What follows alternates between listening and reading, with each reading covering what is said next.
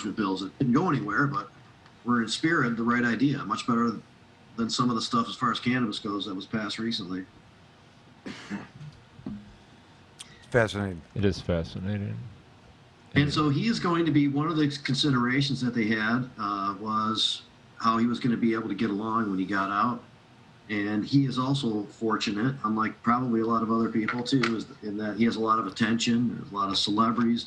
The group that was formed, the funding organization for this reason, Last Prisoner Project, Democratic Cannabis Caucus, and Redemption, which is at, I'm not sure how much it's at. It's expected to reach over 200,000 though by like at the end of the year, early next year, is a fund for that purpose.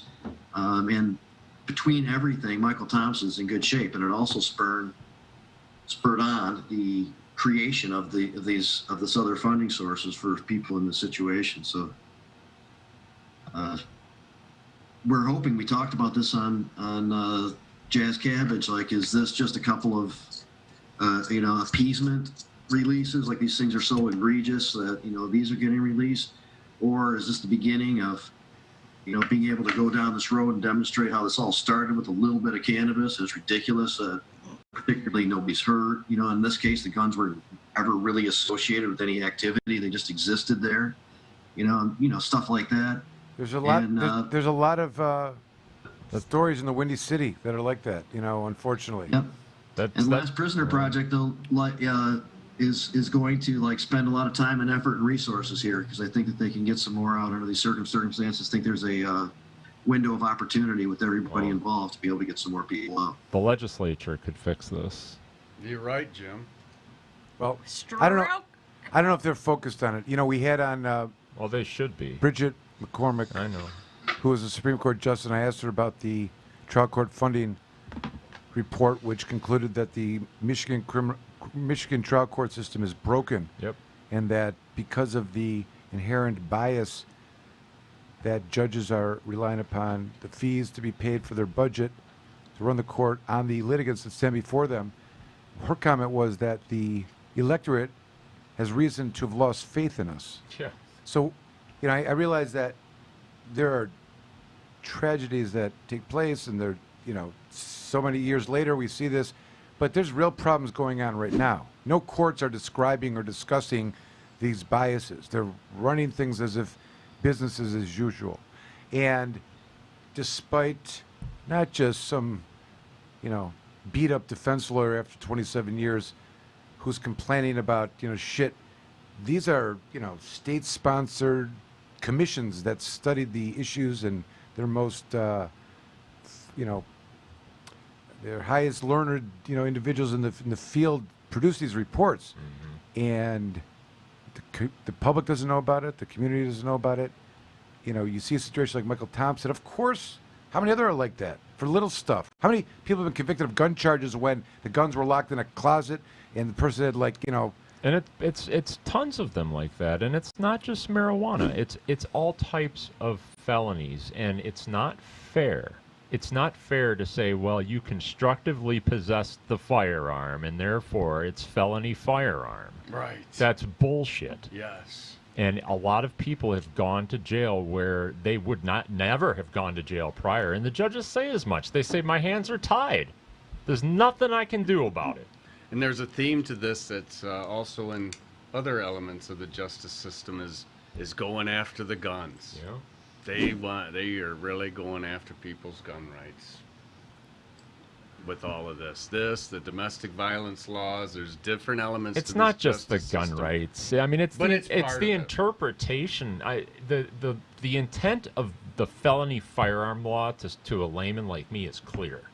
And that is, if I go and I rob you, Steve, and I use a firearm in the commission of the crime, there is a mandatory minimum sentence for that. That's a felony It's not, firearm.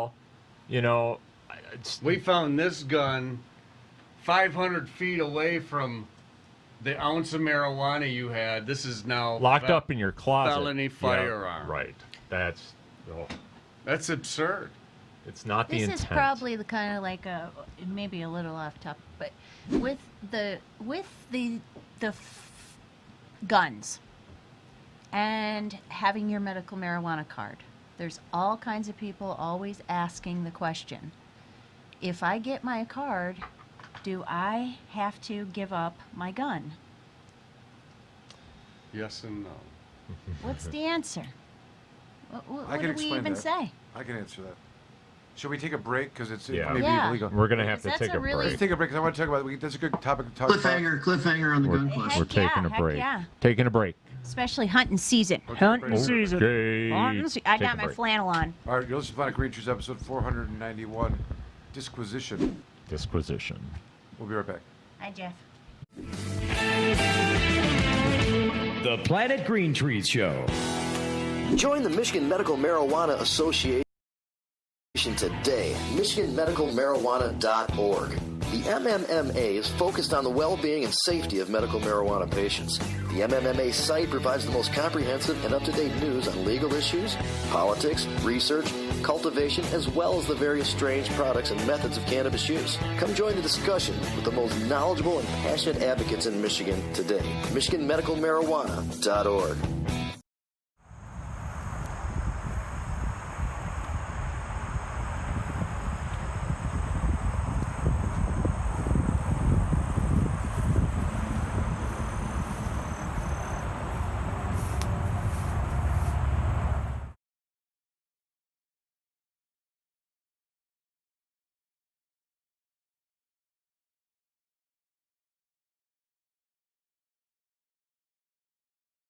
I am Earl from G3 Cannabis Therapy Network, and you are watching Planet Green Trees, the original and #1 podcast in Michigan for all things cannabis and legal news.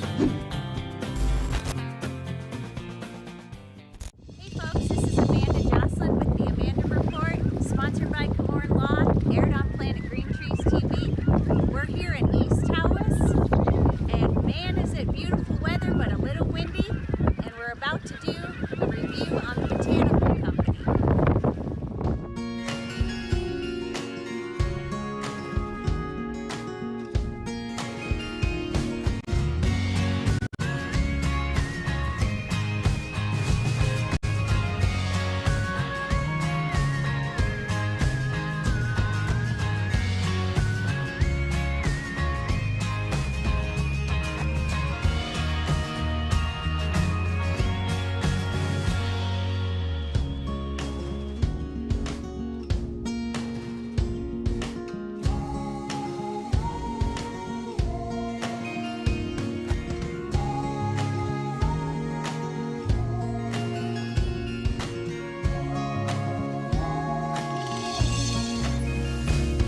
Hey everyone, I'm here with Danielle, and we're at the Botanical Company in East Tawas. Tell us a little bit about your location here. So we are in Northeast Michigan in the beautiful town of East Tawas. We opened in October of 2019 with our medical license, and then February of 2020 we got our recreational license. We have been warmly welcomed by this community, so we're so excited to be here. And obviously you can always find us on Weed Maps and Leafly with any location information. Very nice, okay. All right, so let's hear about some of the products that you carry here at the Botanical Company. Definitely flower is a fan favorite here, so we want to make sure that our flower selection is very strong. And then obviously we're always listening to our guests and making sure that any new products coming online, we're getting them in as soon as possible and they're available for sure. Tell me about another thing that may make Botanical Company a little unique. I would say it's our aggressive loyalty program. Tawas is a fantastic tourist town through the summer months, but we know once those tourists leave, we have to make sure that we're doing right by our local demographic. So we wanted to make sure that our loyalty program was aggressive for them, so they were coming back and spending their hard-earned bucks and getting the best bang for their buck. Very nice. Okay, so tell us about how somebody would get started here. I understand you have both adult use and medical use. So what would somebody that's looking to sign up, what would they need to have? On the medical side, you just need your valid MMJ card and a valid driver's license or state ID. And then on the recreational side, you just need a valid ID. And then really we want to make it very friendly and make it a place where either if you're new to the cannabis lifestyle or very well versed and know exactly what you want, we just want to make sure it's a friendly atmosphere to come on in and spend as much time with our budtenders as you'd like to. So other locations, what can we expect from the Botanical Company, Danielle? We're so excited. We have our vertically integrated facility being built as we speak in Lansing. Such a strong cannabis culture there. That will be our cultivation, processing, and provisioning. That really is our flagship location. Very exciting. So November 1st, we hope to have provisioning open there. So we're just over the moon about that. Yeah. And then also up in the wonderful town of Kalkaska. Such a great cannabis vibe in that town. We love it. We're going to be opening provisioning and then also social use lounge, which is just, we're so excited to be able to come and get your products. They're right next door to each other. You can come and shop and go next door and just check out some music or hang out, and we're over the moon about it. I can't wait. Yeah, us too. Us Yeah, too. so I guess we'll have to be making another trip up north to take a look at not only the provisioning center, but also the lounge. And I understand there's going to be some awesome Kalkaska Kush. Oh, Kalkushka. Kalkushka. For our friends at Real Leaf Solutions. Very nice. And Very it nice. is something that you can currently find at Tawas Store, and we will be obviously providing that at all of our locations, and it is phenomenal. Try it if you can find some. So keep your eyes open, folks, and we'll be reporting more with their Lansing location and their Kalkaska location.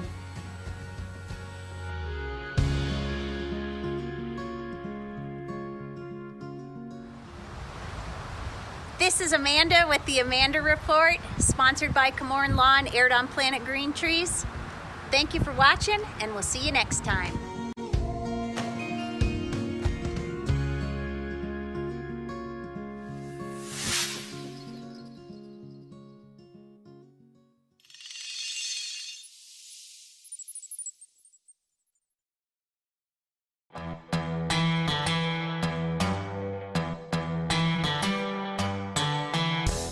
An important and historical farm crop in American agriculture is returned after having been classified as a controlled substance and illegal. On December 20th, 2018, the President signed the Farm Bill, also known as the Agriculture Improvement Act of 2018, into law. The signing of the act was great news for the hemp industry, which amended the definition of marijuana in the Federal Controlled Substances Act. Hemp is now defined as the plant, Cannabis sativa L, and any part of the plant, growing or not, with less than 0.3% THC concentration on a dry basis. The plant itself is no longer a controlled substance. Hemp is one of the most versatile plants on earth. From clothing, fiber, paper, building materials, hempcrete, biofuels, CBD, and medical uses, it has been a part of America's industry for over 200 years. Even the United States Constitution was drafted on hemp paper. The time is now. If you're thinking of getting in the farming or processing of hemp, contact our global experts, legal, and consultation teams to make sure that you're on the right road when you venture into the new hemp industrial revolution. Michigan Hemp Industries has been a leader and advocate for the return of the hemp industry, so come be a part of the new revolution in agriculture in Michigan.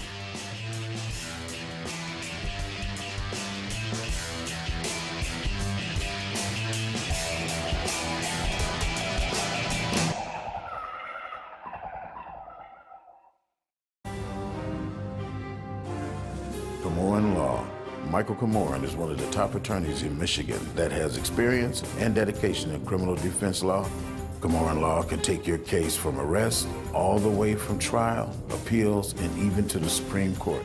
The team at Komorn Law has the compassion and the experience you can look to for help in your time of need. Komorn Law has over 25 years experience in criminal defense. We have accomplished numerous legislative changes through community involvement and lobbying. Our award-winning law firm has a reputation like no other for keeping overreaching government accountable and in check. We have built Komorn Law for people who need lawyers to stand up to the system, fight back and win. Once we become your lawyer, you become a part of our family. Don't settle for less. Just ask our clients. Komorn Law, the best damn criminal defense lawyers, period.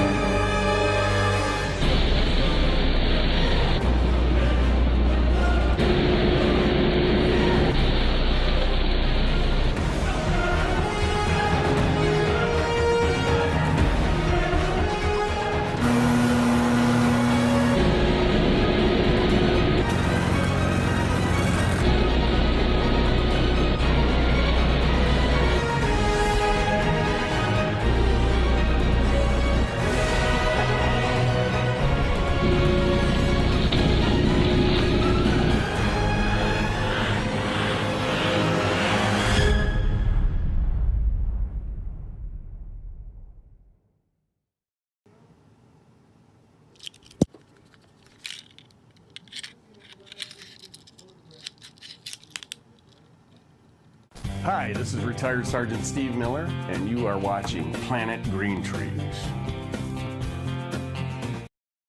Here's Michael Komorn with more Planet Green Trees.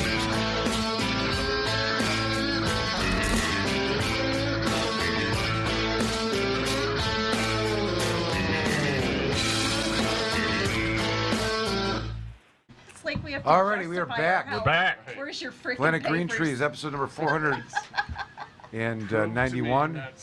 We're almost to 500. We're calling it Disquisitions for those that aren't sure or need some input. The concept of disquisition is that it is a long or elaborate essay of discussion on a particular subject. Examples: I don't just love cheese. I wrote a disquisition on the origin of cheese making. Okay, so that's the title of the show. Before we return to the question of firearms and the Second Amendment, I did want to just ask Amanda. I know, of course, Amanda, your elevation station is certifies patients for medical marijuana. There's been a period here now where there's been telemedicine. I know the doctor does telemedicine for other types of things as well. Good question is, under this new lockdown, is the telemedicine deemed back in play for the governor? It's a good question. I think I would argue yes. But what has been your experience lately, especially through the COVID, in terms of the number of patients that you guys are seeing? Do you notice any trends in any one particular direction? Are people still desiring to get their cards? Give us a little feedback on that. I'm just kind of curious what you've seen is happening within the patient community. In regards to the patient community, we still what we're seeing more of now are about 75% of our patients are telemedicine because they don't want to go out. You know, and there's also we've got a population that we work with up north as well. So, but in regards to trends and stuff like that, they really feel more comfortable doing it over the phone. Sure. Is there more? I mean, are you still? Is the desire for people to become certified as much as it was, say, 2 years ago, or do you find it? No, not at all. A lot of folks will say, "Why do I even need a card anymore?" Right, right. You know, it's a valid question. We get it all the time, and so we answer that question for them. Well, let's talk about that real quickly. The reason. So first of all, the statistics, I think I was at 300,000 at some point, but I was down to like 275 is the total number of medical marijuana patients. We'll check. 250,000 now, according to Brisboe. Yeah, Below it dropped 250. 25%. It was at 300 at one point, maybe. And there used to be. We'll check. I'm curious to know the number of caregivers too. First of all, the price for purchasing medical cannabis with a card does not have excise tax or sales tax, correct? So generally it's going to be cheaper. That's one thing, arguably, right? Second one would be, I guess certainly for the purposes of driving, Yes. if you're under the age of 21, a person with a card is not going to, I mean, theoretically not going to be charged with any presence. Theoretically.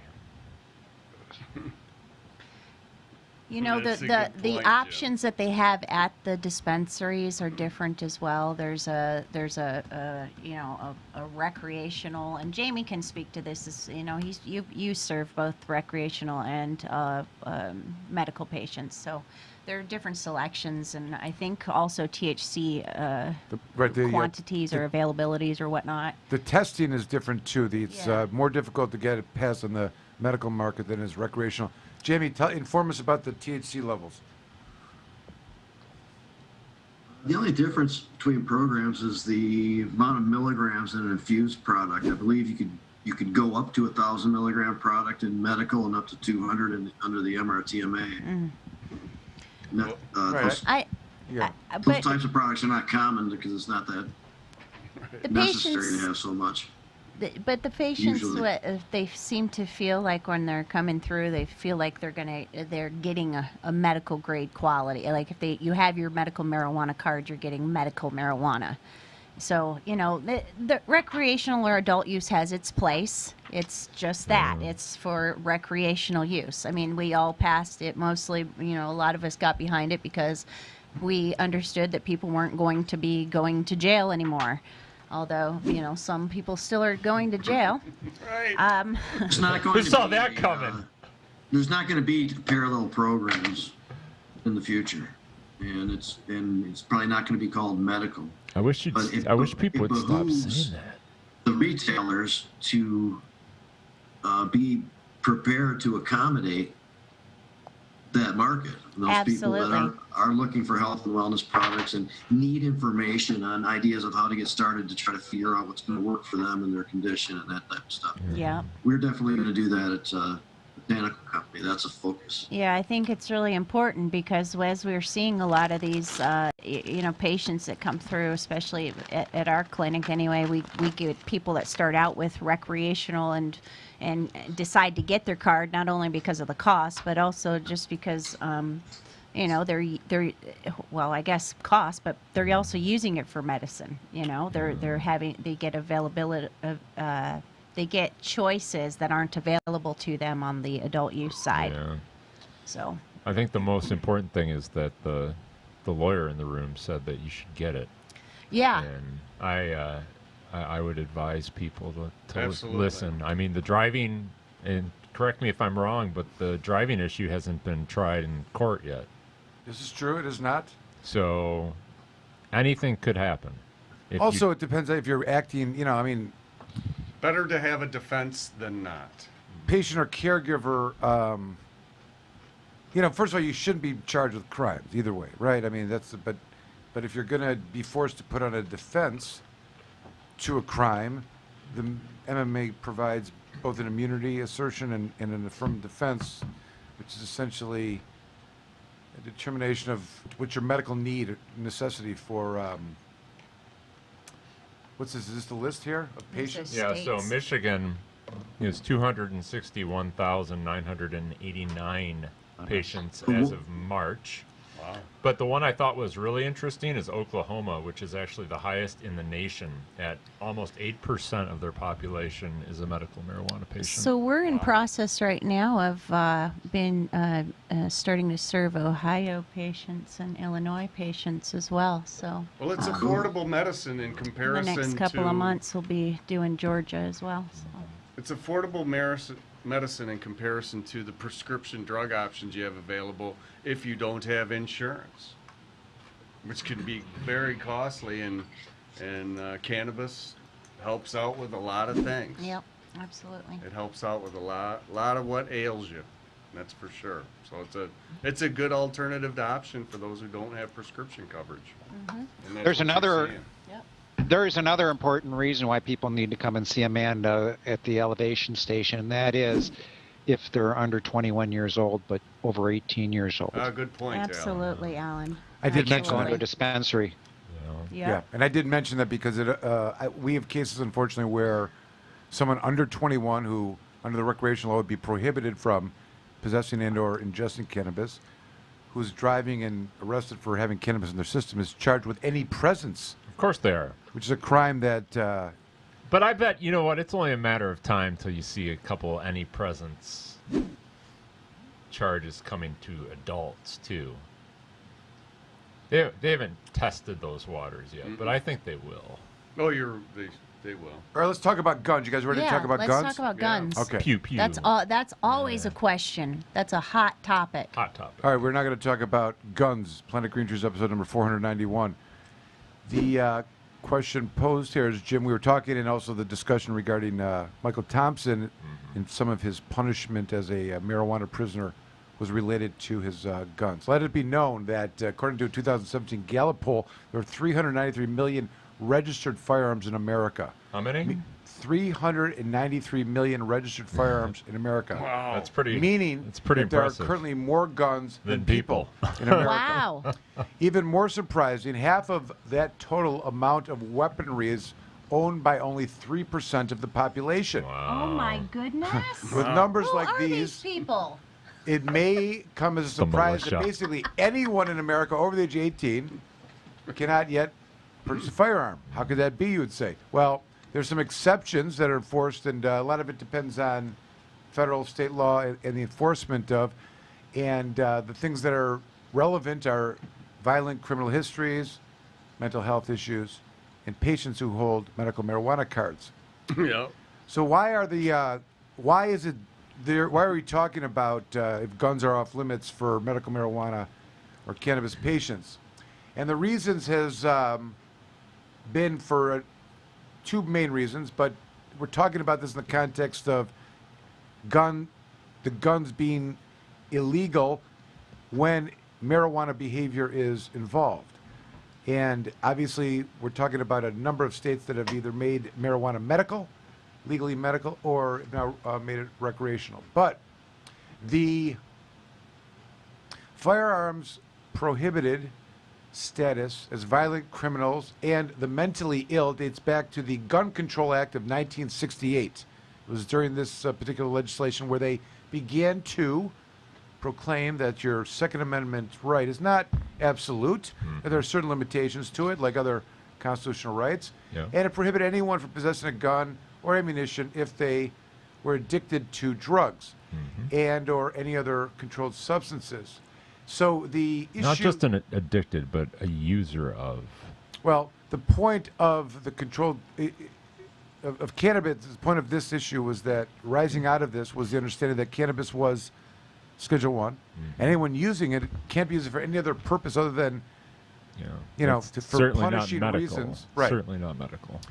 And then in 2011, the ATF issued a letter, which was an open letter to the federal firearms licensees, which came out and stated that makes it unlawful for any person to sell or otherwise dispose of any firearm or ammunition to any person knowing or have reasonable cause to believe that such a person is an unlawful user of or addicted to a controlled substance. An inference of current use may be drawn from evidence of a recent use of possession of controlled substance or a pattern of use or possession that reasonably covers the present time. So when they describe this in this open letter, this is the area that that links in medical marijuana patients and caregivers. And but understand though that the Bureau of Tobacco and Firearms Investigations, this agency, they do not regulate the firearm licensing at the state level. It's local now. It's not even county-wise. That's not true. Well, the licensing, the permitting, the possession of... The licensing of the federal firearms licensed dealers is all... It's all regulated by... Right. But I'm saying the possession of a firearm, to possess a firearm... Right, that's all state. 100%. State and local, right. And we've got different... That's the point I'm trying to make. You've got federal law, which I just proclaimed, state law... It's difficult for them to enforce this idea if they're in a state, obviously, that recognizes medical marijuana. In Michigan, it's impossible because the two acts specifically forbid them from doing so. Well, and when you go to purchase a firearm, From you have to fill out an application from an FFL dealer, like Dunham's, Yep. for instance. Yeah. And you go in and you're going to fill out a form. Yeah. And on that form, it's going to ask you if you're a user of illicit drugs. Yep, including marijuana. And it has a special statement on there, which they updated the form back in 2016, that including adding a warning statement that the use of marijuana is illegal under federal law, regardless of whether it has been legalized or decriminalized for medicinal or recreational purposes in the state where the transferee buyer resides. So that's on that form, Michael. Understood. Wait, was that which form? For the local form? For the no, for the federal. When you go to Dunham's to purchase a firearm, long gun, handgun, whatever it is, you're gonna have to fill out this background check form, federal background check form, and Form it's 4473. Yes, sir. That is exactly it, Alan. Well, I would say this. It asks you if you use illicit substances, and then it reminds you that marijuana is in fact an illicit substance under U.S. law, whether you reside in a state that has legal for medicinal or otherwise. It's not that clear of an answer. I mean, I know what they want to get at, and if the definition of marijuana as used in that particular statement was clear, or even was relying upon the current definition, it'd be easier to give an exact answer. But the definition of marijuana has changed. We have hemp now. It's not, marijuana may be considered that as it's described there, but the definition of marijuana is the cannabis sativa plant. I don't think that definition considers it. Furthermore, the idea of your patient status is one of privacy and privilege, and how a person uses cannabis may not be the same on the day that they fill out that particular application. You are correct, sir. And someone may have a card. They may use topical CBD. They may use topical low THC. It may not even be in their bloodstream. And the idea that that's considered using when there's no psychoactive effect without even proof of it being... What if the CBD came from hemp? It's a good point. Which is federally legal. That's a good point. And it brings us to another topic we're going to talk about here.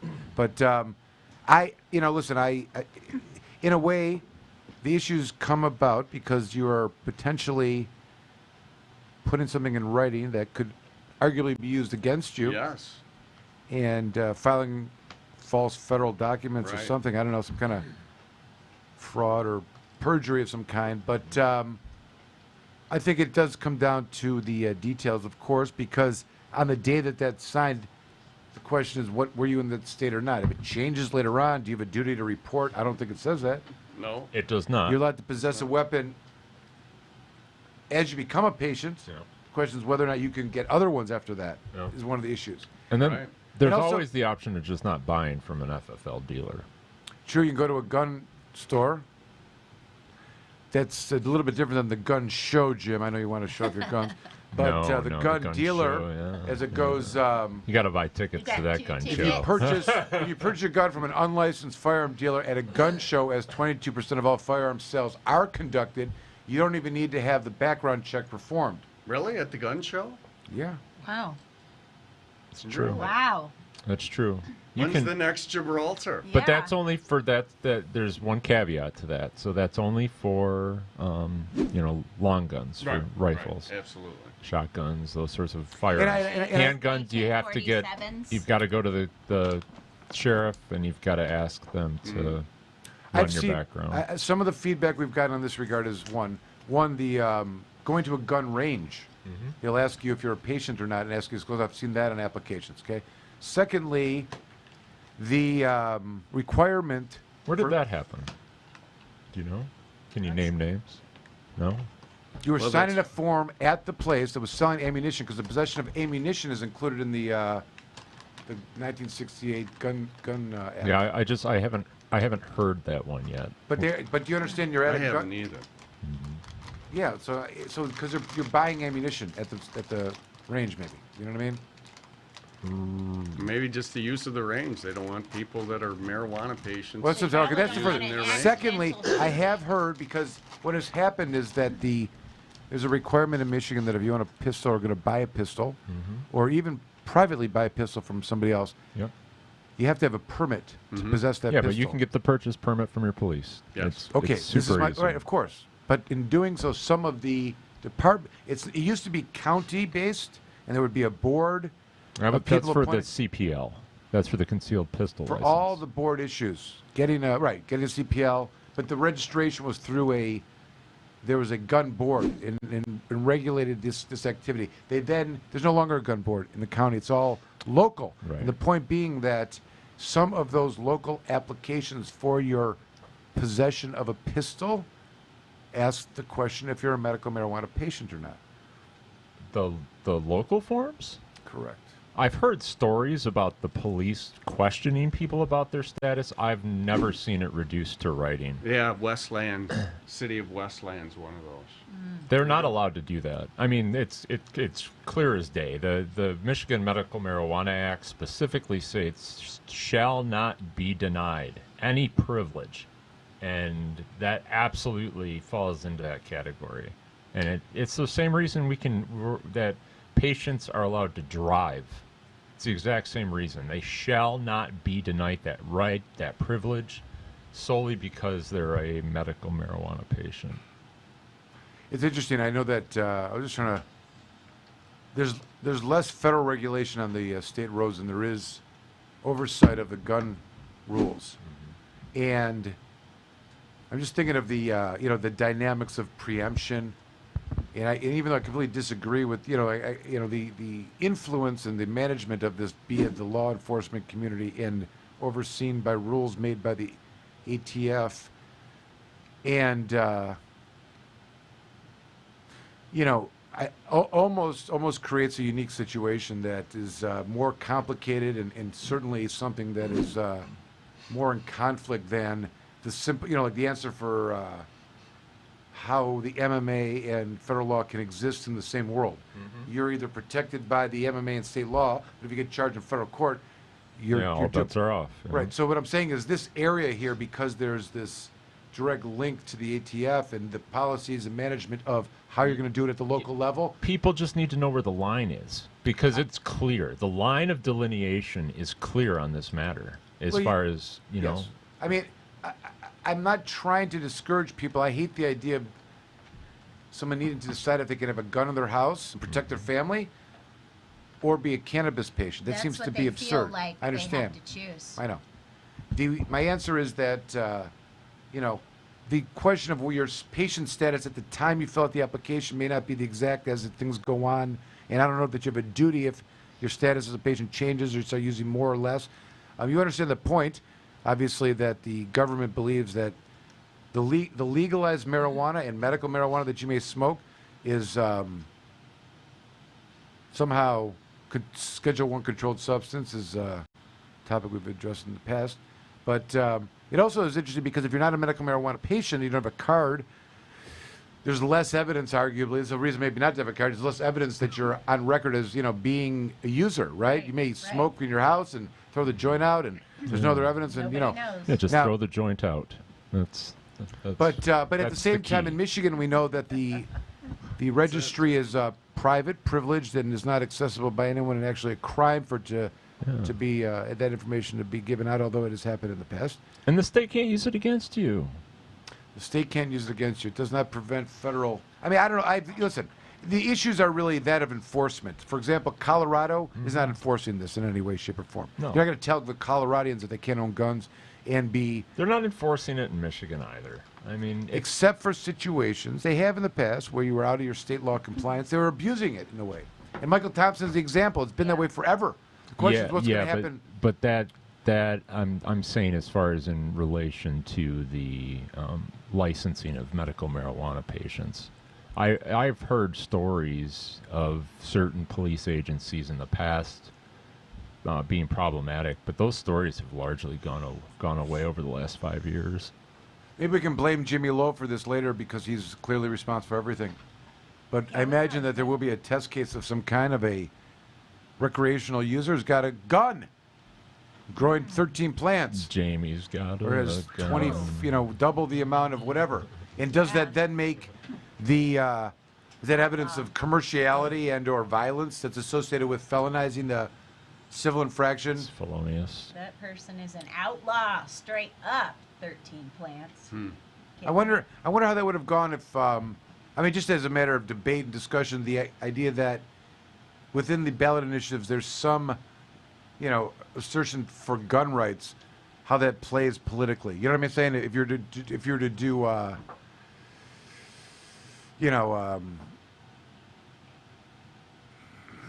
poll the people that, do they think that, people should be protected or their Second Amendment rights if they want to be marijuana users? You know what I mean? What do you think, Jamie? Was it ever discussed? Yeah, I'd like that, but I would assume that most people would like to keep all of their rights, not have to give up having cannabis in lieu of a gun or vice versa. Right.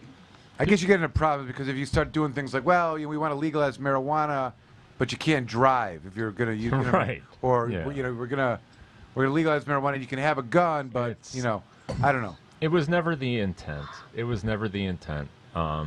And we'll see. I mean, this is the type of thing that Joe Biden and Kamala Harris can fix when they're in office and help us to fix these silly little loopholes like this that are ending up ruining people's lives. So at the end of the day, people need to know, I think, what their liabilities are. I think one of the things that, if anything, is going to help you, the issues of possession of a firearm while committing a felony is the charge. So the idea is that there's got to be some kind of the concept is possession. Now the concept of possession can be both actual possession, which is I'm holding this, which is what it was meant to this be. Mouse, meant right? to This say. actual That's what possession. it should say. Actual possession. Then I also have a mouse at home. Yeah, locked away. Someplace that's 5 mine. miles from here. It's not my kids, it's not my wife's, and I'm possessing that. That's called constructive possession.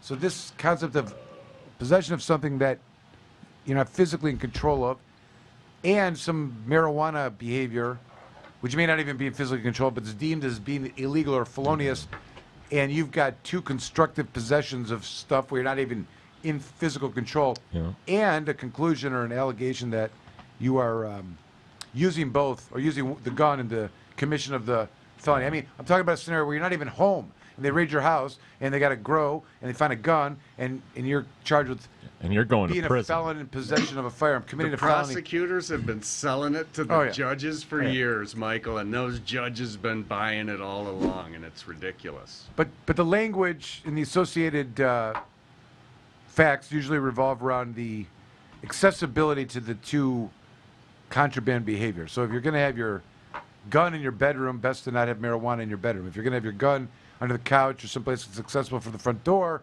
you want to have your plants locked away anyways. It's always the best advice.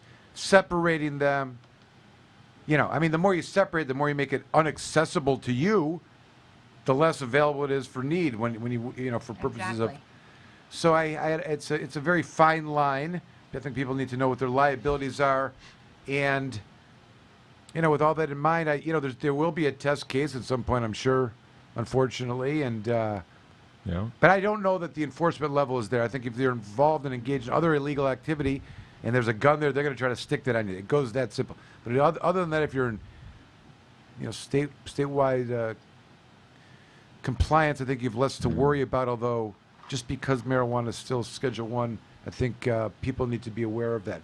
Right. Alan and Jeff, can I have a second or third opinion? Where's Allie? Alan, what do you say? You got any thoughts on that? No, I think you've accurately stated the law. Yeah. I think it's important to clarify for people that if they lose, if they're charged with felony firearm and they lose, they're going to prison for 2 years. Felony firearm is a terrible, terrible offense. It is on its own a very confusing jury instruction. Now you have to understand, in order to charge someone with felony firearm, which is a crime that, if you understand what I'm saying, could never be charged alone. Felony firearm is using a firearm in the commission of another crime that's a felony, okay? So you're never going to see felony firearm charged alone. There's always a underlying felony that someone was using their firearm and committing.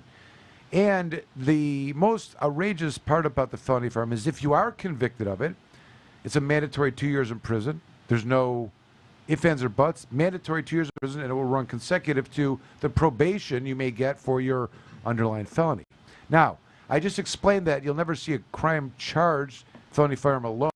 There'll always be an underlying felony. However, the jury instruction reads that to find the defendant guilty of felony firearm, you must conclude that the defendant committed, not convicted of. So the jury doesn't need to, and prosecutors will argue, you don't need to convict him. You can just find him guilty because he committed the marijuana, he committed this crime, not even convicted him. And you find verdicts that result in a felony firearm alone.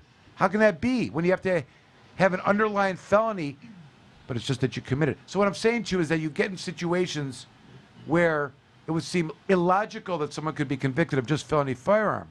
Juries oftentimes will split the baby if it's a contested case. They don't know, the prosecutor did a good job, I feel bad for her and him. Defense said, okay, it seems like a nice guy. We'll just come up with this felony firearm, having no idea that it's a mandatory 2 years in prison. Mm-hmm. Judge, in that situation, has to sentence the person to 2 years in prison. That's what Jim's talking about, and that is one of the really difficult parts about this felony firearm crime. It has been abused. I think the most classic scenario that it was began being used for was in the era of other prohibition, but say crack and cocaine slinging on corners when people be stopping and doing all that. Someone have a gun in their waistband. Yeah. Right? You're possessing a firearm. You're committing a delivery of. Or people were robbing people. Felony firearms, armed robbery. Right. Michael, the felony firearm sentence also is served before the sentence for the underlying crime. For example, Michael Richardson, who had a felony firearm, is no longer serving time for that. That time is served first. So now Michael Richardson is serving time just for marijuana. Thompson. Thompson. Michael Thompson is serving Kramer. time. Kramer. Well, regardless, the guy was in there for 30 years. I don't remember his name. He had a felony firearm and he had like 3 pounds of marijuana. Right. He got sentenced. So he's already done the time for the felony firearm, and now he's just doing the time for the marijuana. That's the way it works. They make him serve the time for the gun first. Right. There you go. So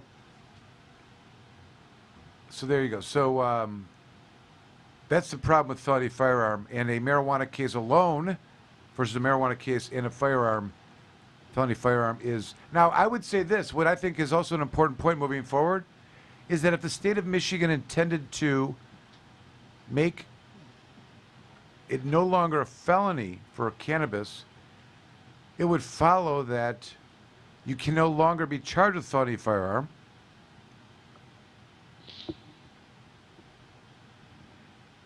ever in your marijuana behavior, right?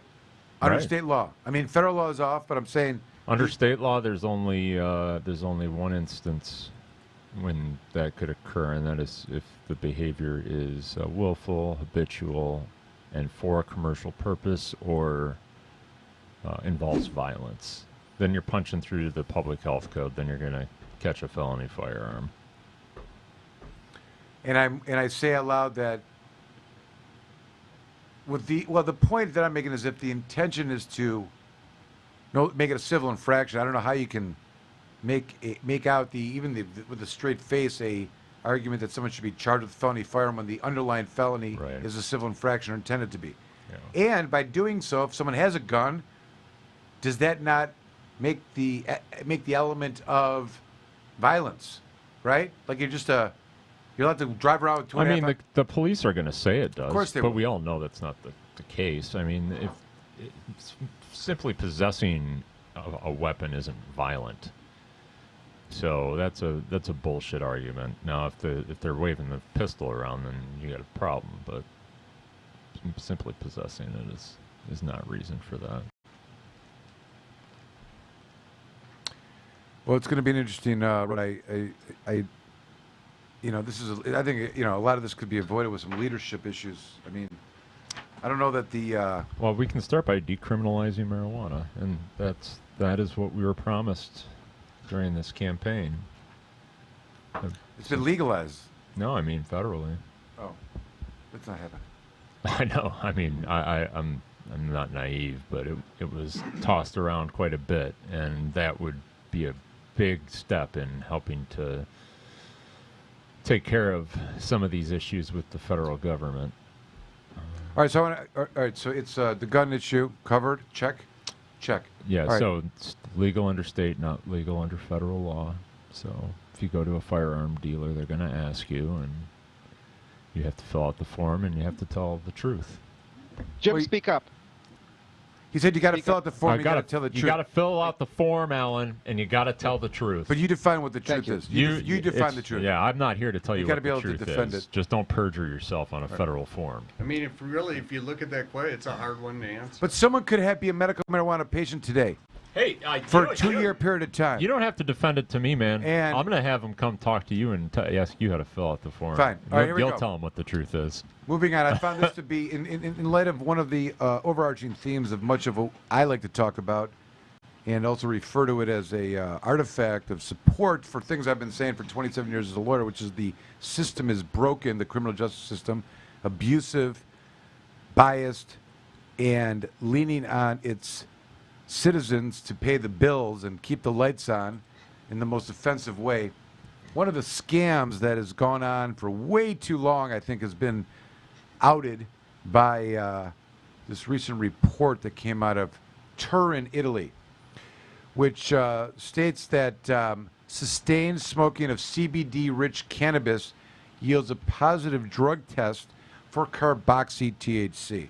Not surprising. What does that mean? It means there's THC. No, what does that mean? Well, what we know is that, and we're talking about... and there is. We know that. We know that to be true. No, it had been reported for a long time that if there was carboxy-THC in your system, it was not from CBD use, but from only from THC products. Right. All right. So what this suggests is now a person who is smoking a CBD-rich cigarette or even eating CBD-rich foods or tinctures or what have you, is actually reflecting urine tests with the metabolite, the carboxy-THC, at levels that they've been calling out as being smoking marijuana. Okay? Now, I say all this because the entire scam and the biased district courts of their probation scam is that they test your urine. They come in and you drop urine, and they use this ETG machine, this ETG testing, which measures the ethanol. And again, you got to request what levels they are in today's world. The detection of alcohol in these tests could be from hand sanitizer, right? Yep. But that's one of the scams they're doing. So you make sure that you are avoiding that if you're on probation. But no hand sanitizer if you're on probation. But any and all times that Yeah. you get a result back from a probation department, they will tell you that your results are positive for marijuana, is what they will say. Uh-oh. And the results will, and when you find out what the results are, they'll say, Sounds scary. your carboxy THC or COOH11, not Delta 9. Delta 9 THC is the active ingredient, the psychoactive. The COOH11 is the metabolite after it's passed through your liver and it's in your urine, so it's gone through your entire digestive tract and It's taking the out through- ride. Right. So it's actually the specific molecule, the hydrogen's taken off. It's also digestive. the substance that remains in your system for 30, 60, 90 days. Right. So and whenever that happened, so first of all, the probation department will violate you, and a judge will send you to jail for smoking marijuana on probation when you've been prohibited because of this urine test that makes a finding that you have a metabolite in your bloodstream, Which isn't a controlled substance. which is not a controlled substance. The presence of that alone is not the crime, the violation. It's the drawing of the conclusion by the court, an assumption, and a huge leap that's always been made that the only way that metabolite got into your urine is because you were smoking marijuana. It's the only way. Okay? Now, Is there other ways? well, there are other ways because Uh-oh. now we know that there is the smoking of CBD-rich cannabis yields positive drug tests for carboxy-THC. So in other We words, need more data. Do they have numbers? okay, let's talk about that. Here you go. So Some numbers, like percentage. so here's a report. The sustaining sustained smoking of CBD-rich cannabis containing only trace percentage of THC, What does that mean? What's a trace? meaning less than 0.03% of THC, meaning you take the plant... 0.3%. 0.3%. Okay. 0.3%. So let's assume it's 0.3%. Assume that it's CBD. Yeah, it's So assume that it's hemp. That's what they're getting at, okay? Yeah. So it's got trace amounts of THC will trigger a positive urine test results for carboxy THC, according to this case report, which I'll What kind of urine test is it? Is publish it a in the 5 Forensic Science nanogram or International. 50? Italian investigators assessed toxicological screens in a single subject who inhaled one CBD-rich cigarette per day, 6% CBD, and 0.2% THC over a 26-day period. Yeah. Investigators reported that the subject tested positive for the presence of carboxy THC in urine levels at levels above 15 nanograms per milliliter. It was one subject? But there's more. I'll tell you by the 15th day of the trial. By contrast, a repeated dosing was not associated with positive oral fluid tests for THC. Interesting. Hair sample also tests negative for both the presence of THC and carboxy. So it's a urine test that's the problem. Authors concluded this study, based on a single subject, suggests that the repeated exposure of CBD-rich cannabis containing small amounts can generate positive results when biological systems are tested. Yeah, or it was, in the Here you back go. The getting report high findings are consistent at with night. those of a recently published paper in... Listen, there's another report in the Journal of... JAMA, what is it? Journal of... Medical... reporting that consumption of hemp... JAMA is the Journal of American Medical Association. Yeah. So this is a second report from Italy. This group did the following. They said that the consumption of hemp-derived CBD products that comports with federal standards containing not more than 0.3% THC can similarly trigger a positive urine test for marijuana exposure. The study was much more people involved in this. Let me see. I'll tell you what it is here. It's just from the 0.3% THC. The study there was of 50 people, I think. They're probably It was smoking some fat fat joints of the hemp. Yeah. And hemp J's. yeah. I think it's possible. Yeah. And he's probably smoking it all to himself. So he's smoking this big fat hemp J. Blazed. And the THC in the J is causing him to... Here's my point. Overloaded. Yeah, a little bit. I mean, They had a study for this? Oh my goodness. Alan, is this an atrocity? Am I offended for no reason, or am I justified in despising this methodology that's being used to punish people who have the metabolite of cannabis in their system? No, I think you're very reasonable. The case of People versus Feasel said that carboxy THC is not a controlled substance, and you can't punish a person for having that in their system. The Michigan Supreme Court has recently granted leave on a related issue, and that is a person was convicted for driving with any presence of cocaine metabolite in their system. And the question is that a legal conviction? Because they didn't have any cocaine, they were just convicted with the metabolite. I didn't know they had even had such a thing. Wow. It's not really on my radar, but... Cocaine. It's a bigger issue, though. We could understand, like, if somebody is, like, does that, however long it stays in your system, despite its impact on your, you're punishing someone for something that they did several days ago and weren't caught. Mm-hmm. Yes. I hope we don't, it's Which, again, it goes back to the just like the felony firearm, taking the intent of what is supposed to be a good law that says if you're fucked up, don't get behind the wheel of a car and endanger the rest of us. That's the intent. And they're taking that and they're saying, well, it's any presence. Right. Even though you're not intoxicated or under the influence in any way, shape, or form. Whatever they can do to make the conviction easier to get. That's what they've done. Is not the intent. With many things in the system.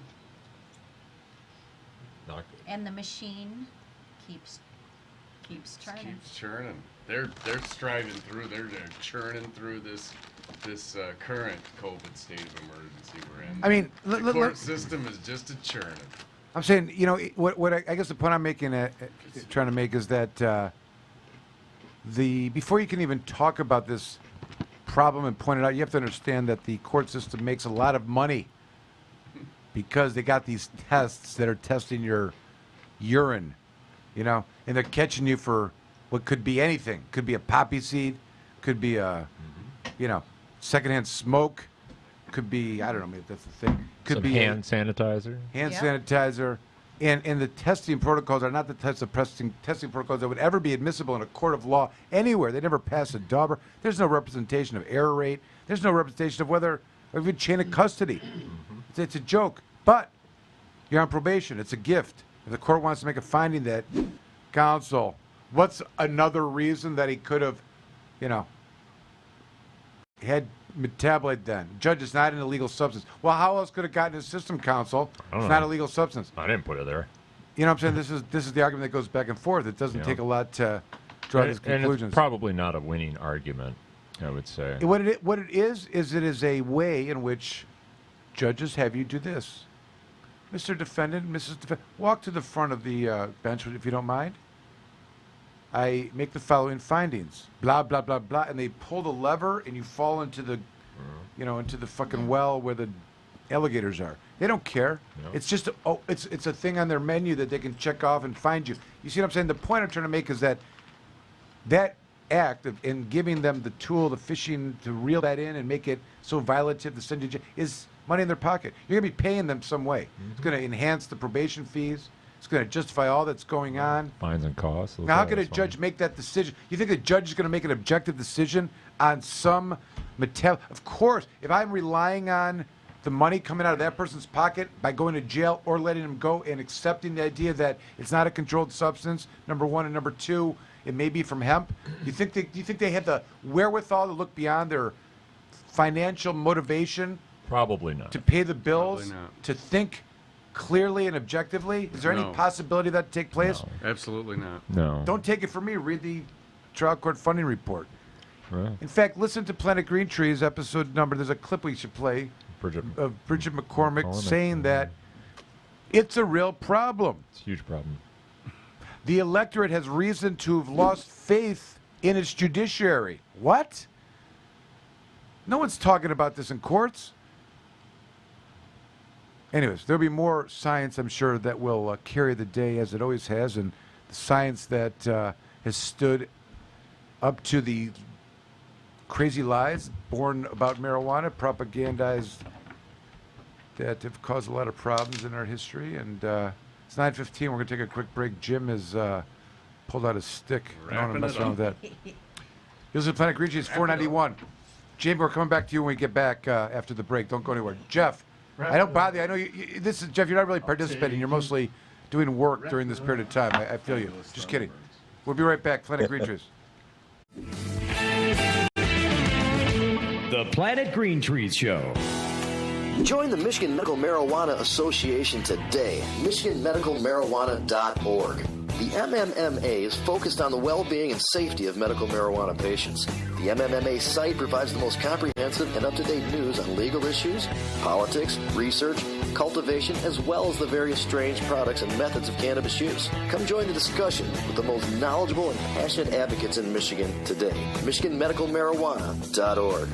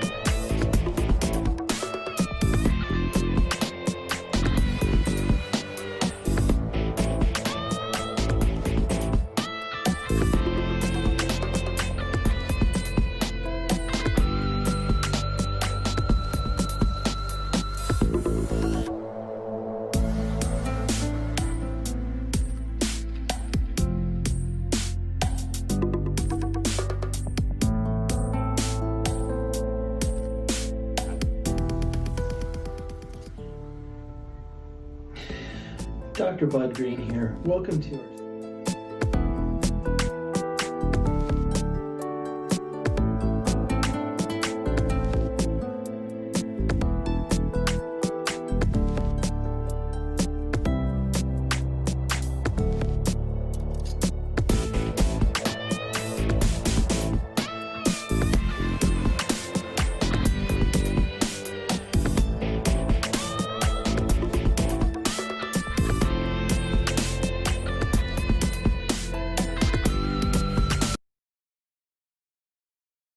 Bill Schuette led the charge against medical marijuana, and even after the will of the voters was decided and the support was enormous, he still continued to fight against the will of the voters, keeping patients from the medicine that they need.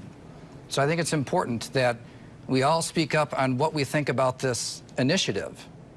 But when the voters have their say, their will must stand.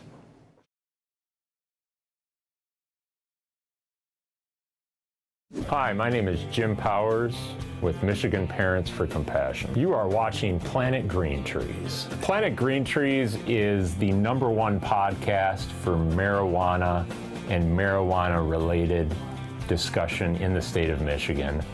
We've been at it for over a decade. There's no greater place to get your news, and there's no greater host in that we have attorney Michael Komorn, who you should absolutely call and contact for all of your legal needs. Planet Green Trees is the #1 marijuana show in the state of Michigan. Tune in to Planet Green Trees every Thursday at 8 p.m. Here's Michael Komorn with more Planet Green Trees.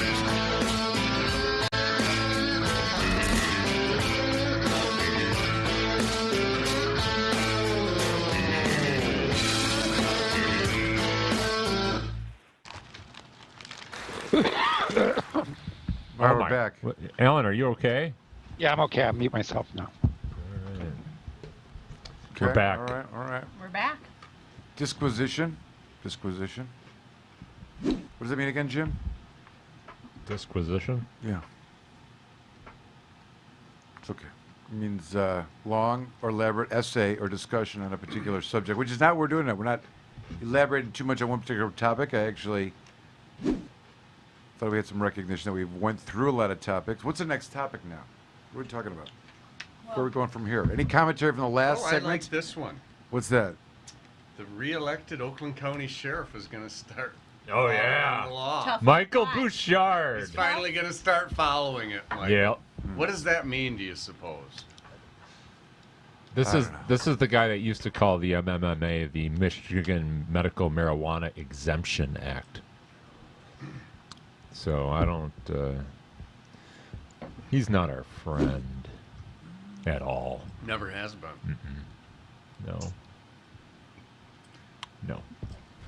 So Bouchard's held this office for 2 decades, selected to a 6th term, begging the question of why is there not a term limit for sheriffs? Winning 54% of the vote. We did have on the sheriff opponent, Jamie. What was his name? The Democrat who was... Spiel? Who? Oakland County? Oh, Vincent Gregory? Vincent Gregory. He was on Planet Creatures. And law enforcement of Bouchard has been known for cracking down on marijuana. So says this article in the Metro Times as I'm reading from it. Including a raid in Oakland County's first dispensary where officers arrested more than 24 people about a decade ago. I have very, very tortured memories of that. I was involved in that case back then, and it was a nightmare. It's horrible. I remember some of the atrocities that, not just how it impacted the people involved, but the manner in which they went about this lie. I remember they had the blessing of the city. I mean, it's ridiculous. Blessing of the city. How could that ever be? The mayor was on the front page of the paper in the marijuana shop, looking at marijuana. Mayor Craig Covey. Yep. Who also ran against Sheriff Bouchard. Yeah, here you go. In 2016, Bouchard's opponent, former Mayor Craig Covey, accused Bouchard of spending too much of taxpayer money on cracking down on pot. His position on the subject is bordering on hysterical, Covey previously told Metro Times. Bouchard is stuck in the 70s following the Nixon model on drug policy. He's using our research to go after marijuana issues rather than go after heroin. In 2014-15, cannabis accounted for almost 30% of narcotics enforcement teams' drug arrests, and that number has been closer to 50% in some years since the passage of the medical marijuana law in 2008. Imagine that. With recreational marijuana legalized in Michigan in 2018, it seemed likely that voters might choose a county sheriff whose attitudes on weed have changed with the times. Bouchard's 2020 opponent, Vincent Gregory, a retired Wayne County sheriff, detective and former state senator, ran on a more liberal view on cannabis. And the cannabis industry's scorecard gave Gregory an A for pledging to minimize racial disparities in cannabis-related law enforcement and being supportive of state-licensed cannabis businesses. Bouchard apparently didn't even bother to respond to the survey. But it's not like Bouchard is turning over a new leaf. Bouchard maintains that he isn't anti-pot, he's just pro-law. Oh. And the law around That's what it marijuana in is, Michigan was yeah. murky for years. Very murky. Very murky. Begging the question, if it's so murky, why were you arresting people? Yeah. Is it fair that people get arrested for murky laws? It really wasn't that murky. No. It was pretty clear to me. Yeah. I've read To it most several people. times. To most people. It's pretty clear. It's Yeah. And I'm former law enforcement, Jim. Yeah. But the current law enforcement seems to think it's murky. Yeah. Same with prosecutors. Well, I think the bend that he would say, and I'm not, certainly he doesn't need me to argue it, but just for purposes of what his point was, I think it says dispensaries were not legal, he says, despite local approval maybe even. They were operating in different parts of the state, and that did not make them legal. We had opinions from the state under then Governor Granholm, the county prosecutor, and from the Attorney General that all said dispensaries were not legal. Wow, he had a trifecta there. Jenny from the block. Even. But now that the matter has been settled, Bouchard said the county has not pursued any cases involving marijuana. We follow the law to the letter, he says. Yeah. So I don't anticipate crackdowns on marijuana unless the law specifically speaks to that. So this may be true. Maybe true. There's fewer marijuana. I know we've got. I was in Zoom call today on a marijuana case that goes back Oakland to County Sheriff. Yep. So weird. Yep. Tooth and nail, buddy. So weird. Section 8 coming up. Is that right? Oh, yeah.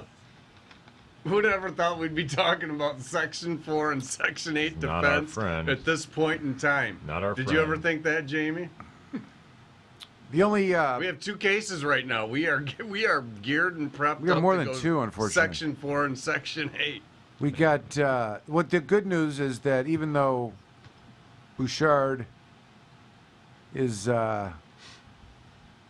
elected, and it sounded like Gregory, and I agree, Gregory he's talking about reform. I mean, I don't know that Bouchard is talking about reform. He I is don't not. think Bouchard's a reformist. But more, and I look at here. There's an unequivocal potential dilemma, which is that the sheriff and the prosecutor, the new prosecutor, Karen McDonald, won on a platform of reform, and there has to be a working relationship between the two of them.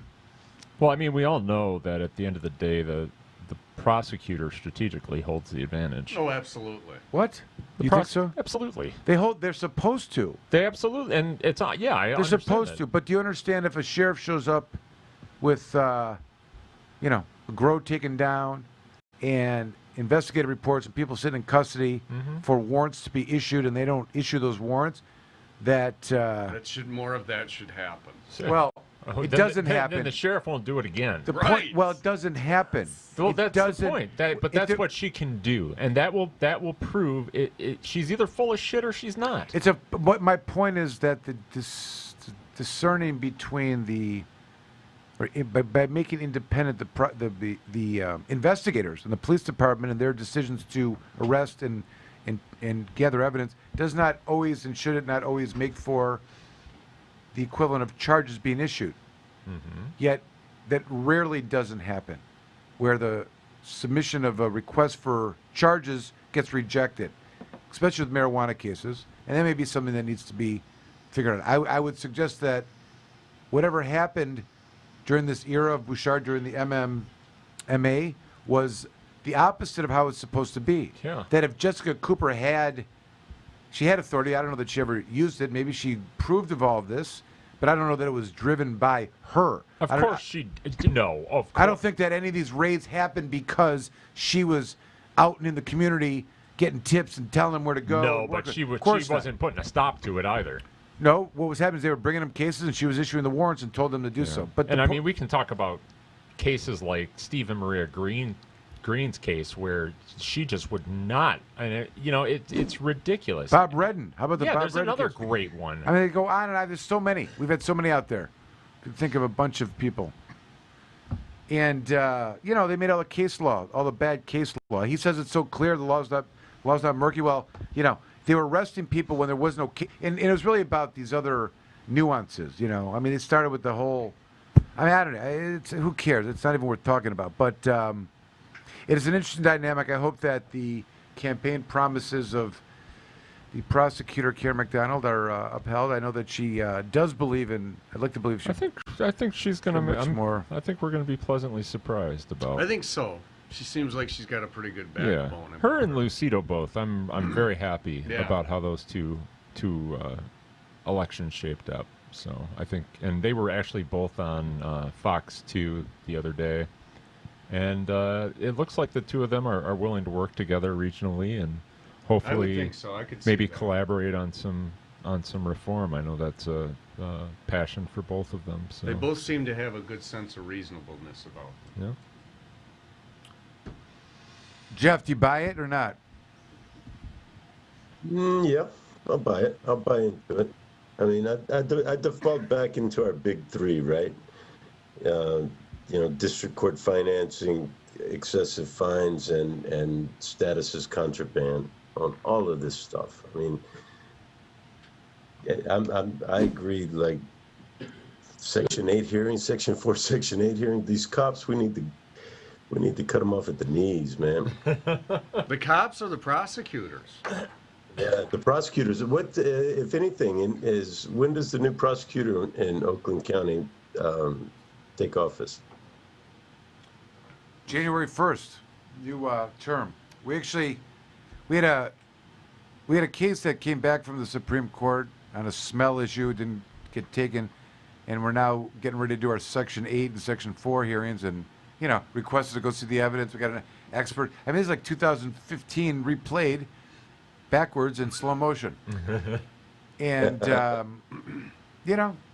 just like, yeah, okay, fine, let's do it. But the point is that whatever deadlines we were given were sometime in December, and they're going to try to push out.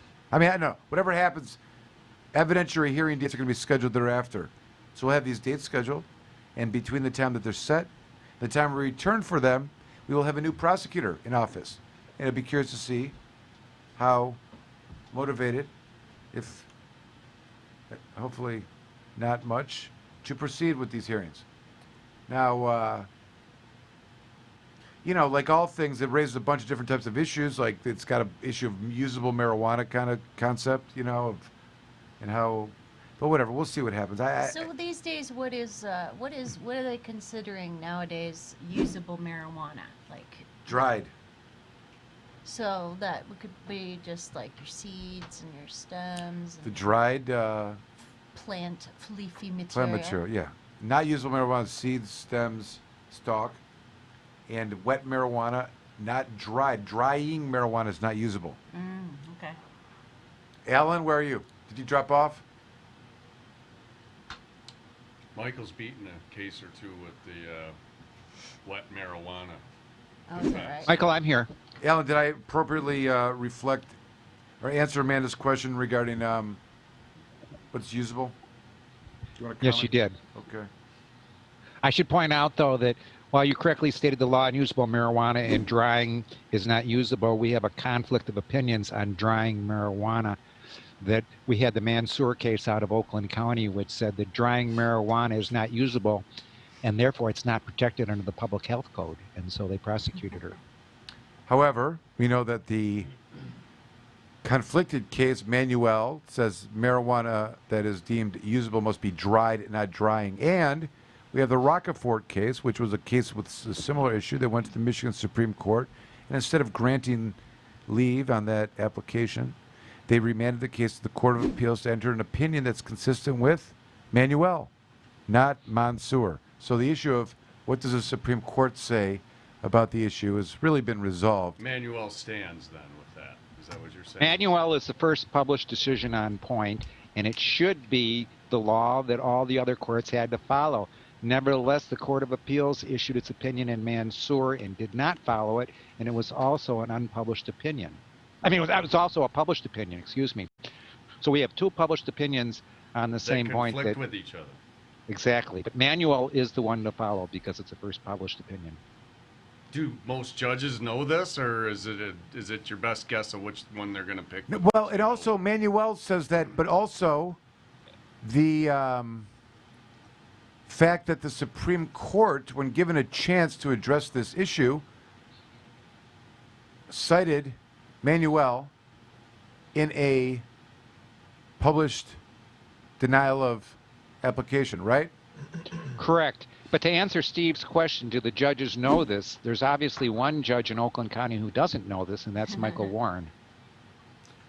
Wow. I mean, how does this continue to go on? Isn't he the judge in the Earl Carruthers case? What do you know? What do you know? He's also the judge that declared me an expert in the fields of evidence processing and evidence and property processing. To which, after you were given that particular qualification, you rendered an opinion that if the police officers had done what they did in your department, you would have fired them, docked their pay, and sought criminal charges, if I'm not mistaken. And we're speaking about the Oakland County Sheriff's Department. How about that? Yeah, How about them apples? They got rid of those plants, from what I remember in that case I testified on, due to fear of officers and other personnel in the Sheriff's Department becoming sick with aspergillus. The old aspergillus. Because when marijuana breaks down, it becomes moldy and can send aspergillus spores into the air, causing breathing problems for the employee group. So they went ahead and just destroyed them without talking to the prosecutor, without getting approval from the judge or anything. They just did it. Well, it was almost an like a public emergency. They're being proactive. It was aspergillus, for God's sake. The aspergillus. They were trying to get away with not having to keep all their marijuana evidence that they so prize these cases. Yeah. Steve, didn't you run into one of those officers later on at the Oakland County Sheriff's Department? Wasn't he doing something unusual that involved, first and foremost, not being part of the Sheriff's Department anymore? Yeah, he got in a little bit of trouble. What happened? Uh-oh. I think he got, well, no pun intended, but he was in bed with one of his confidential informants. What? No way. He got caught. Oh, I can't believe it. No way. You're telling me that a heroin girl. The sheriff was sleeping with oh my! one of his CIs. That seems to be and one day tough break, buddy. That kind of stings. One day I was at the court filing papers, and I saw him over at the divorce counter. Imagine that. Oh, I wonder why. Huh. What was he doing there? Apparently dealing with the divorce that his wife had filed. Oh, I see. No, that makes sense. Probably so he could marry the heroin girl. Who knows? Yeah, that's definitely a catch. That's a great tune by the band Everclear, by the way. The song "Heroin Girl." We should cue it up. Is that a Lou Reed song? No, Everclear. All right, but I'm saying he may have been a cover. Is it a cover?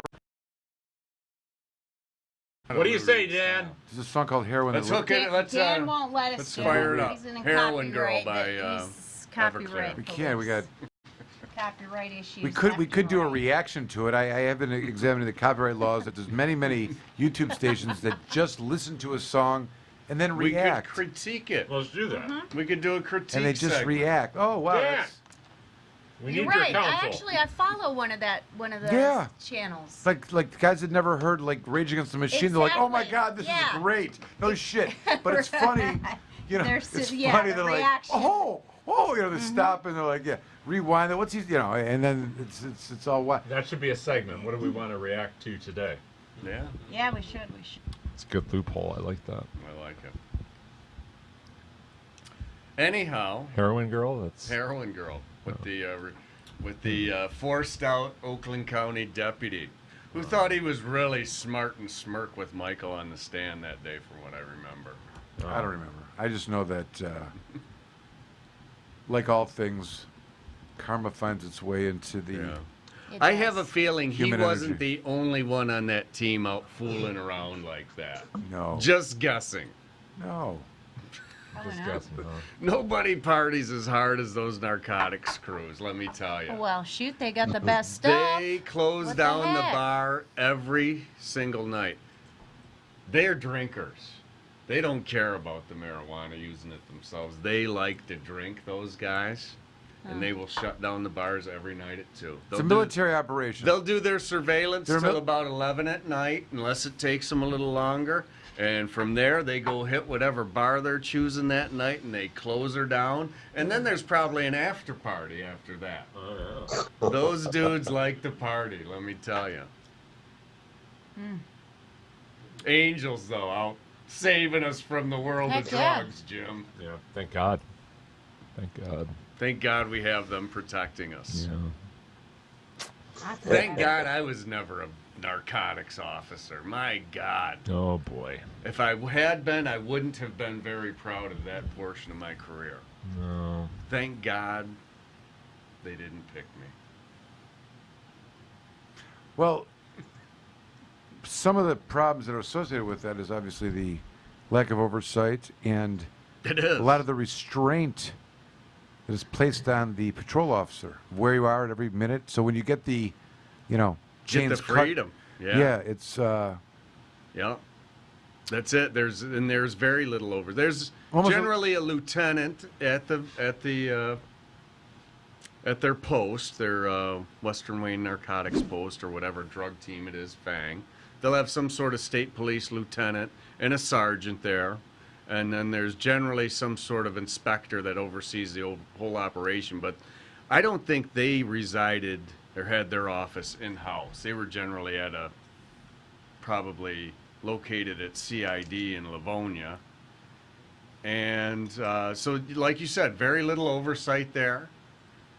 And the boosts they get from these drug prosecutors to go out and just do what they want and live it up, and they party like they're rock stars, and the prosecutors and the judges treat them like they're rock stars.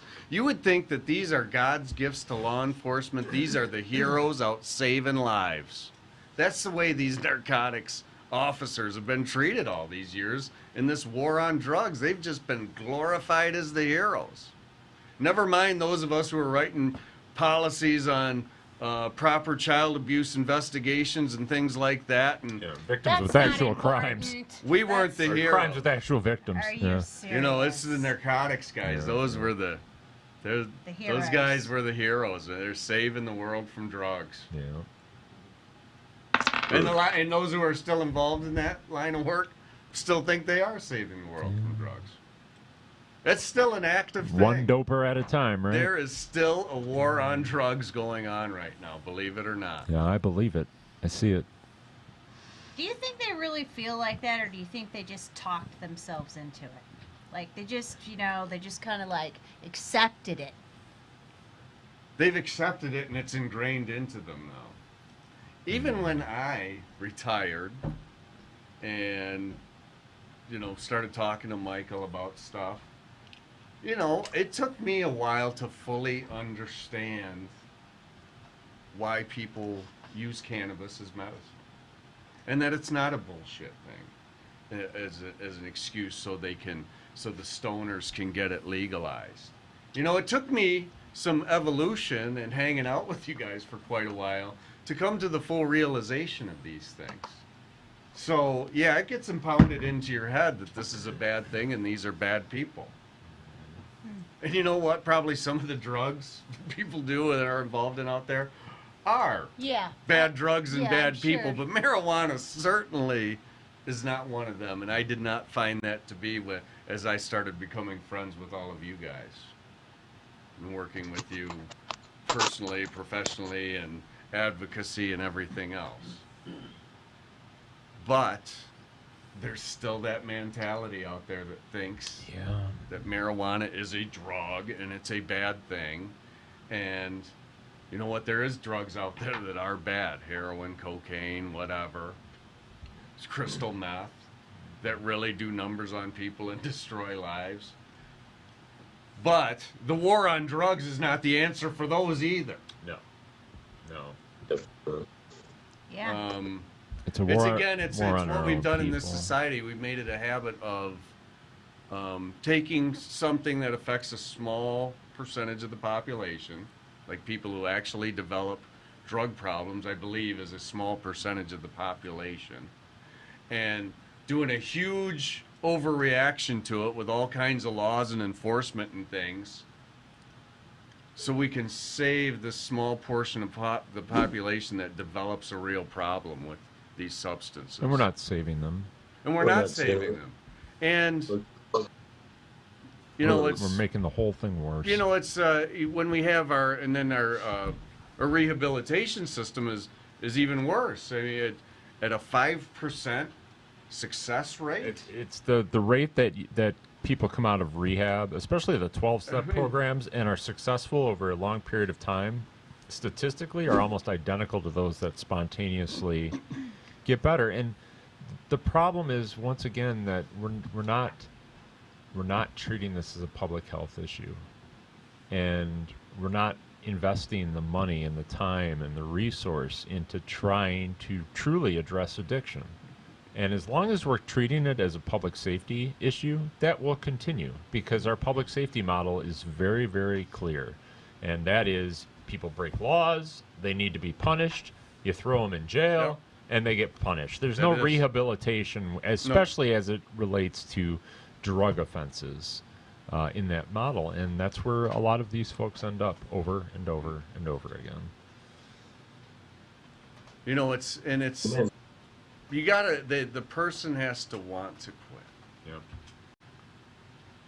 Those that have problems with alcohol and drugs of addiction and things like that, they have to want to quit. Yeah. And no judge or no probation officer or no drug counselor of a place that you don't even want to be at is going to convince you otherwise. Yeah. And I was talking to Michael the other day about people on probation and these just insane probationary programs that people have to go through. Oh, yeah. And when they get done with it, what do you think they do, Jim? They go like, right say back it's to a doing the drinker. drugs. Well, they go right back. But you're not... They are going to go celebrate that they are done with probation. Of course they are. And they're having drinks. Yep. And if you want to help someone like that, you're going to have to address the root of the issue, and you're going to have to do it while they're under your supervision, because it's the only way it'll get started.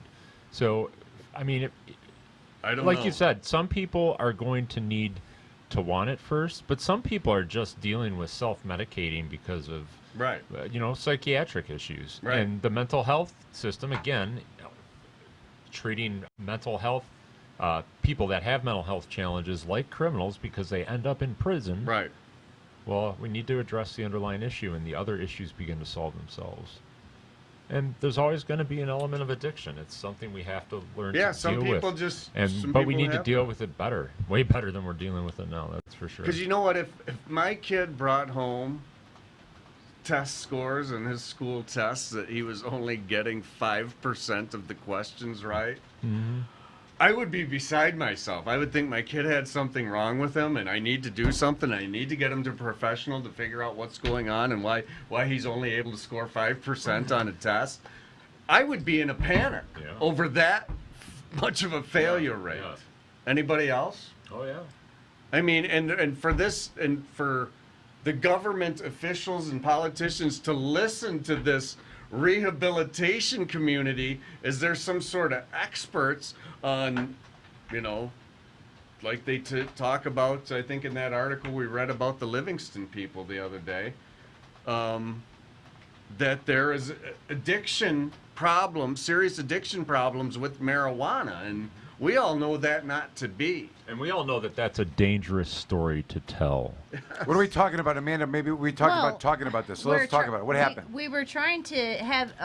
There was an article that was published I can pull it up here, but the article that was published was in reference to the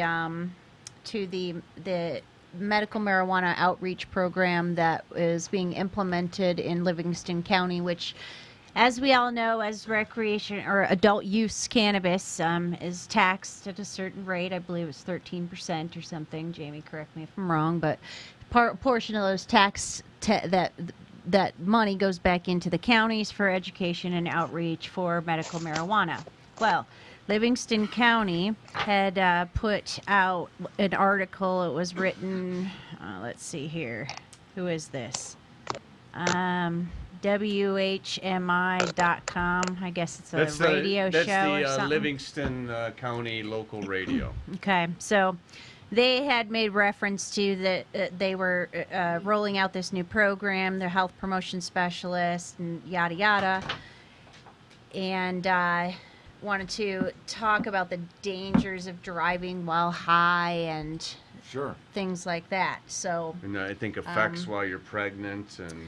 Yeah, a lot of these concerns. A bunch of debunked. So I It's asked the Sam stuff. It's the Right, general so Sam shit. As we do, and as we get ready for the, we don't reveal all our secrets and researching and get ready for the shows because they're very elaborate. They are. Yes. A lot of But time we and thought effort. to ourselves, hey, maybe we want to reach out to those Yes. authors and have them come on and debate Jamie Lowell. Yeah. Like we did that one time. Yep. Like at band camp, that one time at band camp, Yep. Jamie, remember? Yeah. And He remembers that time. Jamie, we had to pull him in off the ledge. He was like There was a trumpet throwing too. lightning and spitting fire and stuff. Totally appropriate. Some like assistant RA or what do you call it? Some Yeah, whatever. she We was saw a demonstration of how like ad populum. We can't hear him. Oh no, I can't. Finds its way into science. Welcome to the shit show, Jamie. Like that's how it is in court. Imagine that. Like you're in the real world and people are passing around a bunch of witchcraft. What do you do about that? But Well, we were trying to set these guys up for the fall, Not set up. We wanted to have a debate. I'm teasing. Well, it'd be meaning that Jamie was going to knock them Right. down, But no, but for real, we wanted to have a discussion as to like what types of things that they were doing. We were going to discuss it, all right. Yeah. And unfortunately, they just didn't. They just denied that they even said anything. So he called the. So what happens? What happened was this. There was a announcement that the Livingston County is going to have a public service meeting somewhere and give information for people in the age of recreational cannabis, and it sounded like they were referring to the problems of driving, pregnancy, etc. So Amanda called. They outright said it was about that. Called the article author to try to find out who the named person was that seemingly was the person who would be appearing and be given the title of the presenter of this important information. That's what we wanted to talk to. So Amanda calls over there, gets forwarded to someone with the same name, and they say, "That's not me. I don't know what you're talking about." Yes, they said Total that's not me. I don't know what you're talking about. And then they said there's nobody here that does that. Although they shared the same first name, and I was transferred directly to them. We should call it out. It's the Livingston County local paper that they also do a radio show. And the name of the author is who that we tried to call? The Mike Kruzman is the author, or the article was written by him, and Courtney starts with an R. The last name is hard to pronounce, but Reinkowitz, and she is the health promotion specialist for the health department in Livingston County. And they gave the phone number because, as we mentioned, they're producing materials for outreach and education. So we were interested in the materials that they were producing, but also they were talking about billboards and things like that they were going to be placing up. So as advocates, it's important for us to know what's out there. And they gave us a number to reach out to for the Livingston County branch. And that was the number I called. And the receptionist was very nice, and she seemed to know exactly what I was talking about. But when I was transferred to Courtney didn't know what I was talking about. So weird. Totally weird. And then the author of the article said, I believe it was his boss that responded via email and said that they did not want to come on and that perhaps we should contact the health department. So it's just this like weird article that somebody throws out there and talks about, but then nobody really wants to say that they said that. But it's like right there. Yeah. And it just makes it weird because of that. I mean, it's like not weird before. Okay, cool. You're doing some outreach There's stuff. Let's something. talk about it. Right. But now it's like, wait, why are you acting like that? Why are you making it weird? Yeah. I'd like to get to the bottom of it. Why are you being weird? They didn't want to have to defend it. That's what happens. Truth gets at you. Well, then they may not want to say it if they don't want to have to defend it. And they should just, well, apparently they can deny it till they die. I guess there's a lot of people I mean, that do who's that. her boss? That's what I wonder. Or is she's probably the boss. That's the problem. That's a good question. I should have said. She's writing a letter to the editor. Alan, we need your help on that. Letter to the editor saying you published an article. We followed up, wanted to interview the people, and they're fake people. It's fake news. Yeah, what is you up with created that? a fakeness. We're living in an era of fake news still. Yeah, and I we're thought very that's over. Jamie, I thought that's over. about that. Well, Jamie, what do you... Draft a letter with the name and address of all the people involved, Okay. and we'll spice it up for you. A little bit. And Jamie, what are your thoughts on that particular subject? What do you think about that whole thing that we just talked about, that story, how that went down? What are your thoughts, speculations? Specifically what? Like, why do you think that they would that they would say? Like they would write this article and then pretend like it didn't exist. Yeah.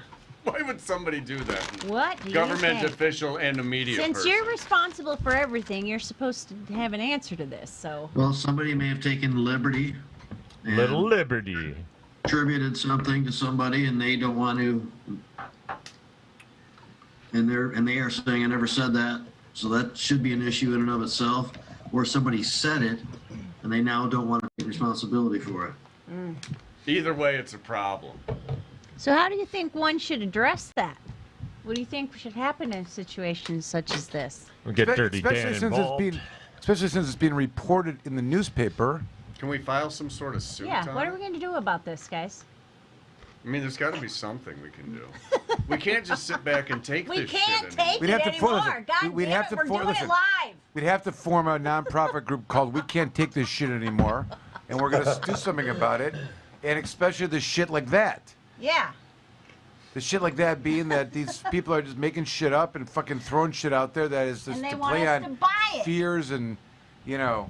And that came out right at the time when Pinckney, the village of Pinckney, is considering, they have a developer that has, I think, purchased one of their old schools and wants to convert that into a three-tier cannabis Interestingly business, enough, licensed cannabis business, grow, processing, and retailer. I think there's something a And as little soon as that stinky in came Livingston out, County as soon right as- now. Soon as that, because these two articles kind of coincided with each other. The thing about Pinckney, Yeah. which makes me wonder, is this guy Same from guy, I WHMI? wonder. The I writer wonder. from WHMI, is he a resident He got resident some of interest? Pinckney that's pissed off about this? So I'm going to throw out some fake news. Right. Maybe. What is it? We should get to the bottom of this. This is Yeah, 'cause it's a little concerning. Let's conduct an investigation. I think we so. should.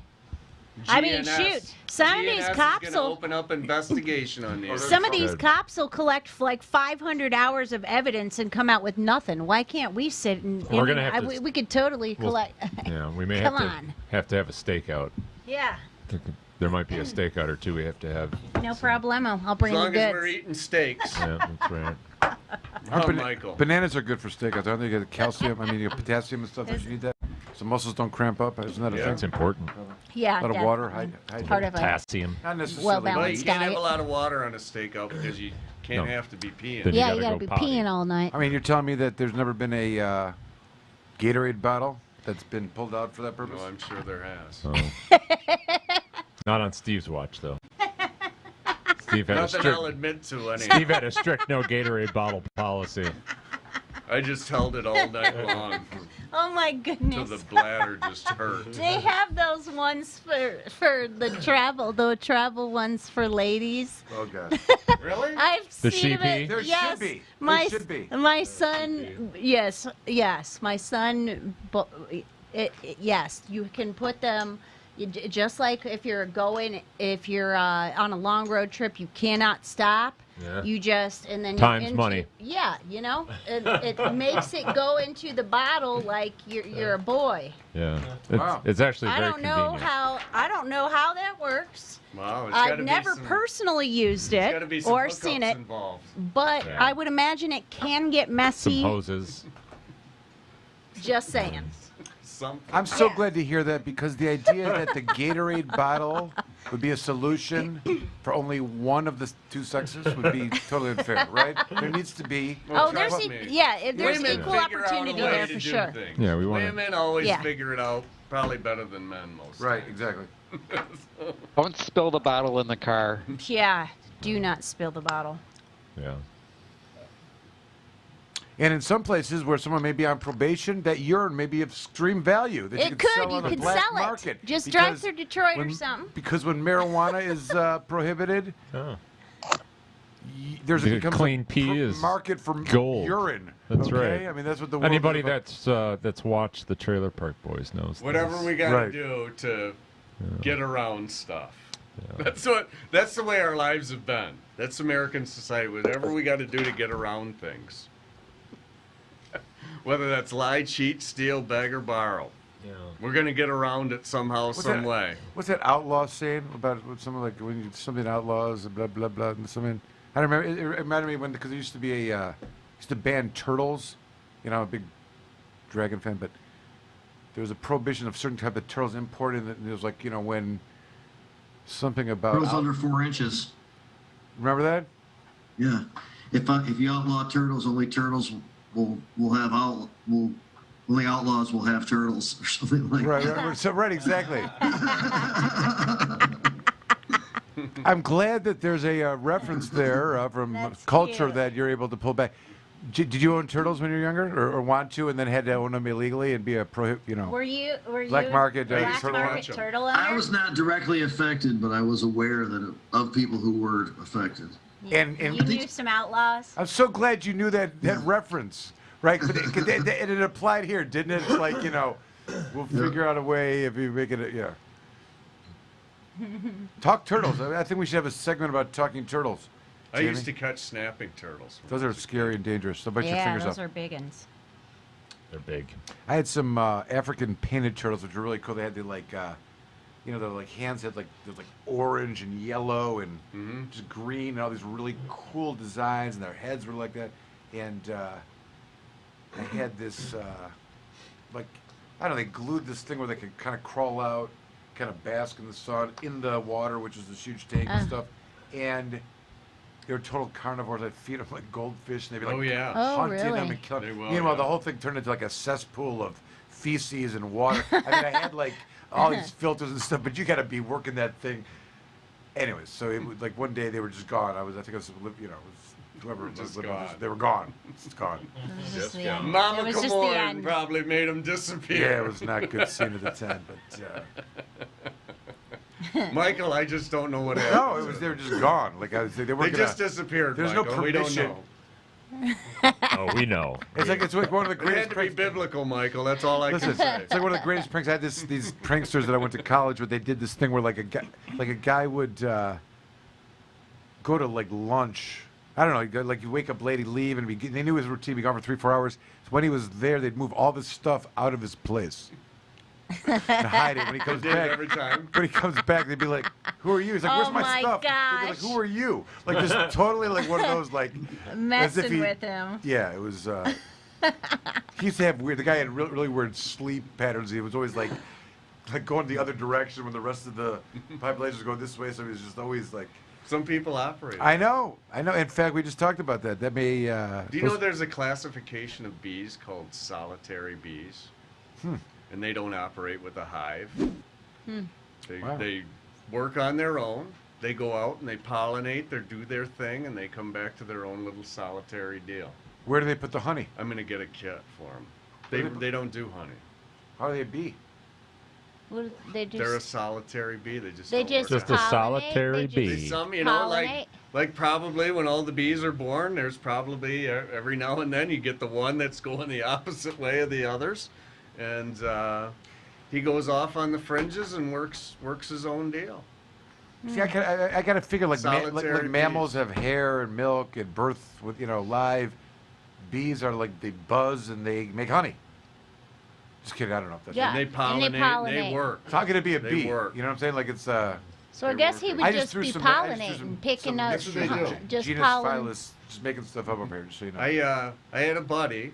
I have a buddy who he does a little home gardening with peppers and stuff, and he got a solitary bee kit for his backyard around his deck area where he has his pots with his peppers and stuff in them.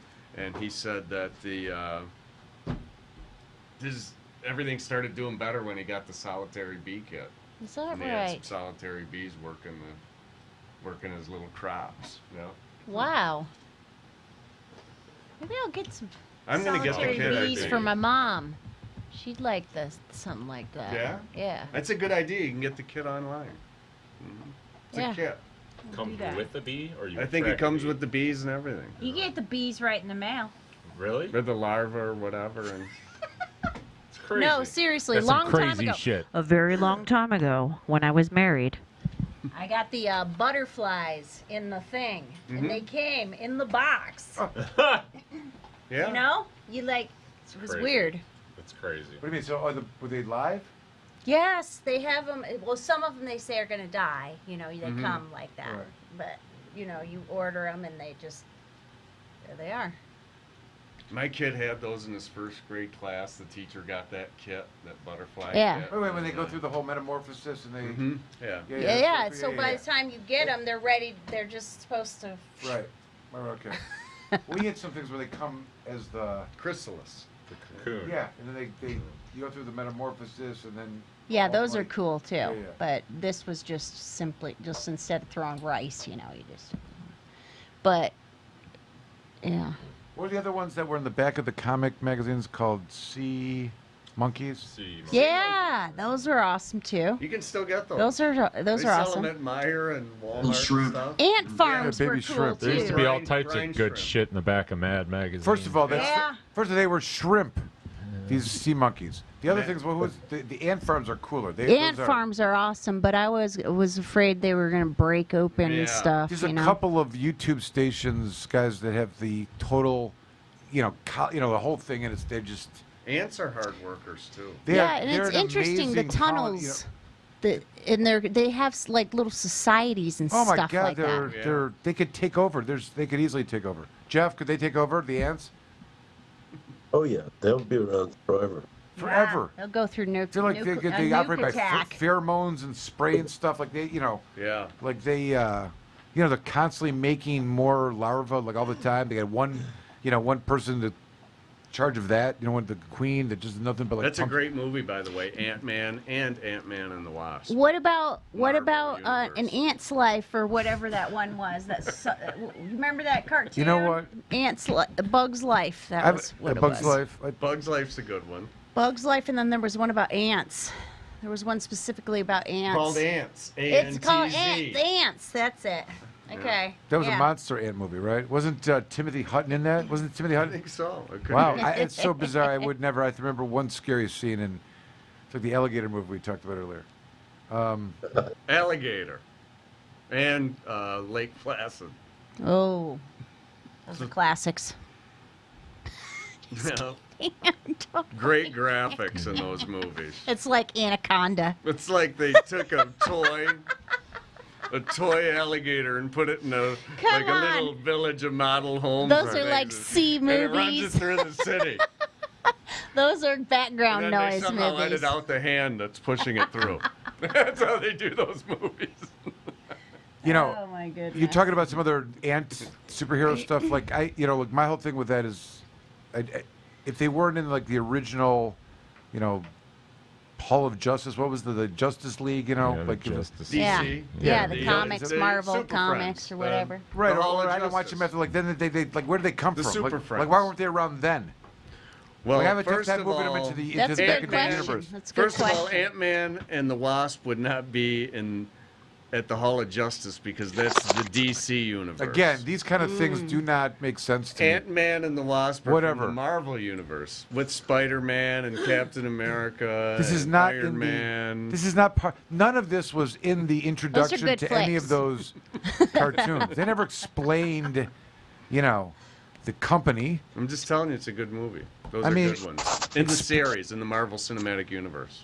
Ant-Man and Ant-Man and the Wasp. Since we were talking So maybe about, we ought to bring back we could the also old talk about Bumblebee. entertain. It never made any sense. Like there was a movie. Flash. Wasn't there a movie with Seinfeld? Who's the Seinfeld guy that was the bee? Jerry Oh, yeah. was the bee. Yeah. And wasn't he? the bees that was go on B strike. movie. The bee Oh, movie. that was called Was the a Bee cartoon. Movie. Bee movie, they go Yeah. on strike. Jerry Seinfeld was the star. Yeah, star that was a voice cute in that. movie. Yeah. That was a cute The movie bees too. go on strike and the world comes to an end, basically. Or is threatened to. But then you'd have these solitary bees that would probably survive and then colonize and. They'd have to adjust. They'd have to. The solitary Murder ones would hornets. have to put up with each other until there were enough of them where they could just go back to being solitary again. Yeah. They probably would. Listen, I It's would kind not. of like when the medicine men have to come together from whatever fringes they're residing upon, and they to help each other out or whatever, probably Yeah. like the solitary bees would. And then they're like, "See you later, guys. We're going back." Yeah.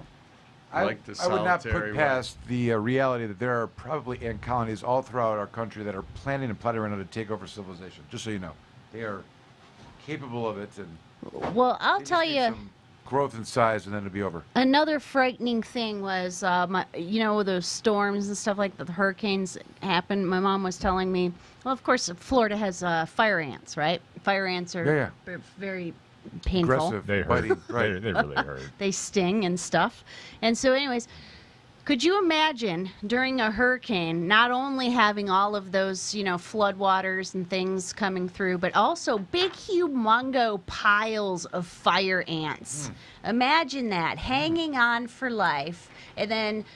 Oh, yeah. If you're 'Cause in a they- hurricane and then all of a sudden here comes floating down all Right. of these fire ants Because they are soluble. They will float and join and be like on a each raft. other. Yeah, And then they'll get on you. right. Yeah. Because they're hungry. Oh my goodness. That's pretty wild. Talk about Fire a ants. terrible there's a lot of- time. One of my fears growing up was getting attacked by fire ants. I think there was some movie way back when about that. Oh, those are painful. And it scared me to death. Brutal. But all those, I remember getting attacked on a golf course in Texas. Actually, like I was standing in some area that I ran over to stick my gotta foot in watch. the water. Like the whole thing, I just like Yeah. shoe and all. Did it work? They Yeah. put little blisters and stuff. Oh, if they do, They yeah. do. They'll There- get you. there's some scary scenes from those floods in Florida when things get sideways and the water level comes up where people normally live. I saw there was one where sharks were eating a horse. Oh, wow. Like floating out, like they just, like that Oh, kind of my stuff, you know what I mean? goodness. You know what I'm saying? Like you see how those two things, sharks were happy. They're Yeah, I this bet. is great. Oh yeah. We just got to They learn were how to good walk. for a couple months. Remember that land shark Chevy Chase?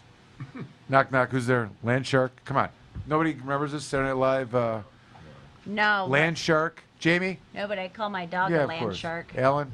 Candygram. Candygram, All right. It's 20 after 10. All right, let's call it. I think it's enough. All right. All right. Well, Land shark. happy Land shark. holidays to everyone Land shark. next week. Don't eat too much turkey. I don't think Are we doing it live next week, or are we just No. gonna? Yeah, I think we're gonna see them on the We're 3rd. shutting her down. Shut it down. We'll for the see you week. in December, guys. Yeah, let's do it. Is that right? We Shut- got some good shutting her stuff going down. on, so don't What's eat Jamie too doing? much turkey. What was that move?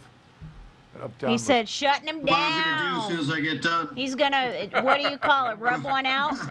Rubbing one out. That's what I think he calls it. Jamie's going to burn one after it. And he's not going, and I don't mean burning a joint.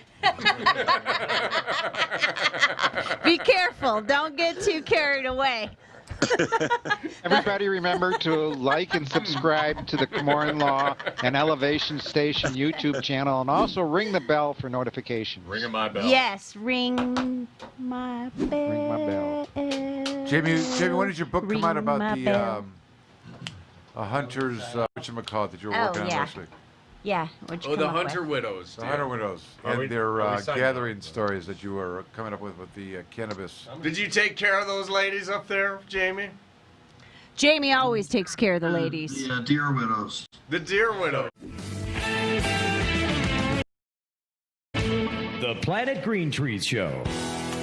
Join the Michigan Medical Marijuana Association today. MichiganMedicalMarijuana.org. The MMMA is focused on the well-being and safety of medical marijuana patients. The MMMA site provides the most comprehensive and up-to-date news on legal issues, politics, research, cultivation, as well as the various strange products and methods of cannabis use. Come join the discussion with the most knowledgeable and passionate advocates in Michigan today. MichiganMedicalMarijuana.org.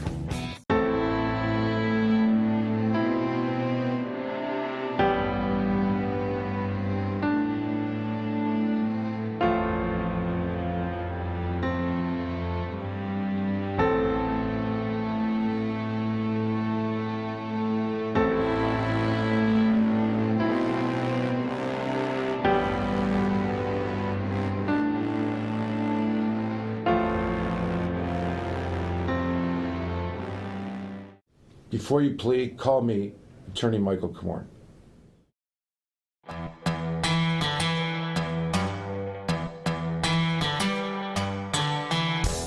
An important and historical farm crop in American agriculture is returned after having been classified as a controlled substance and illegal.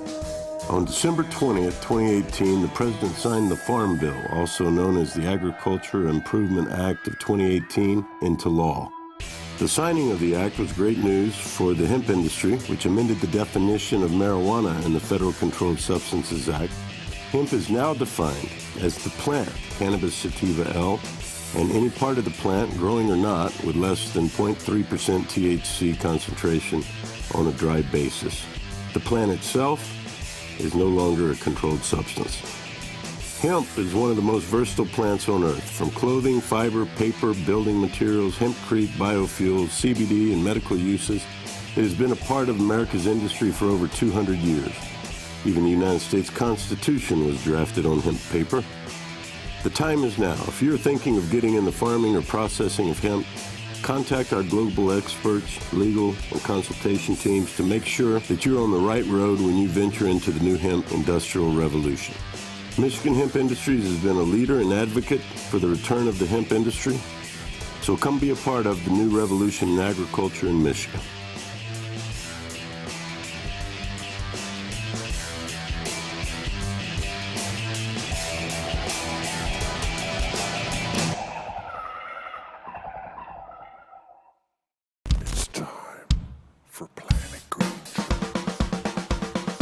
We have launched.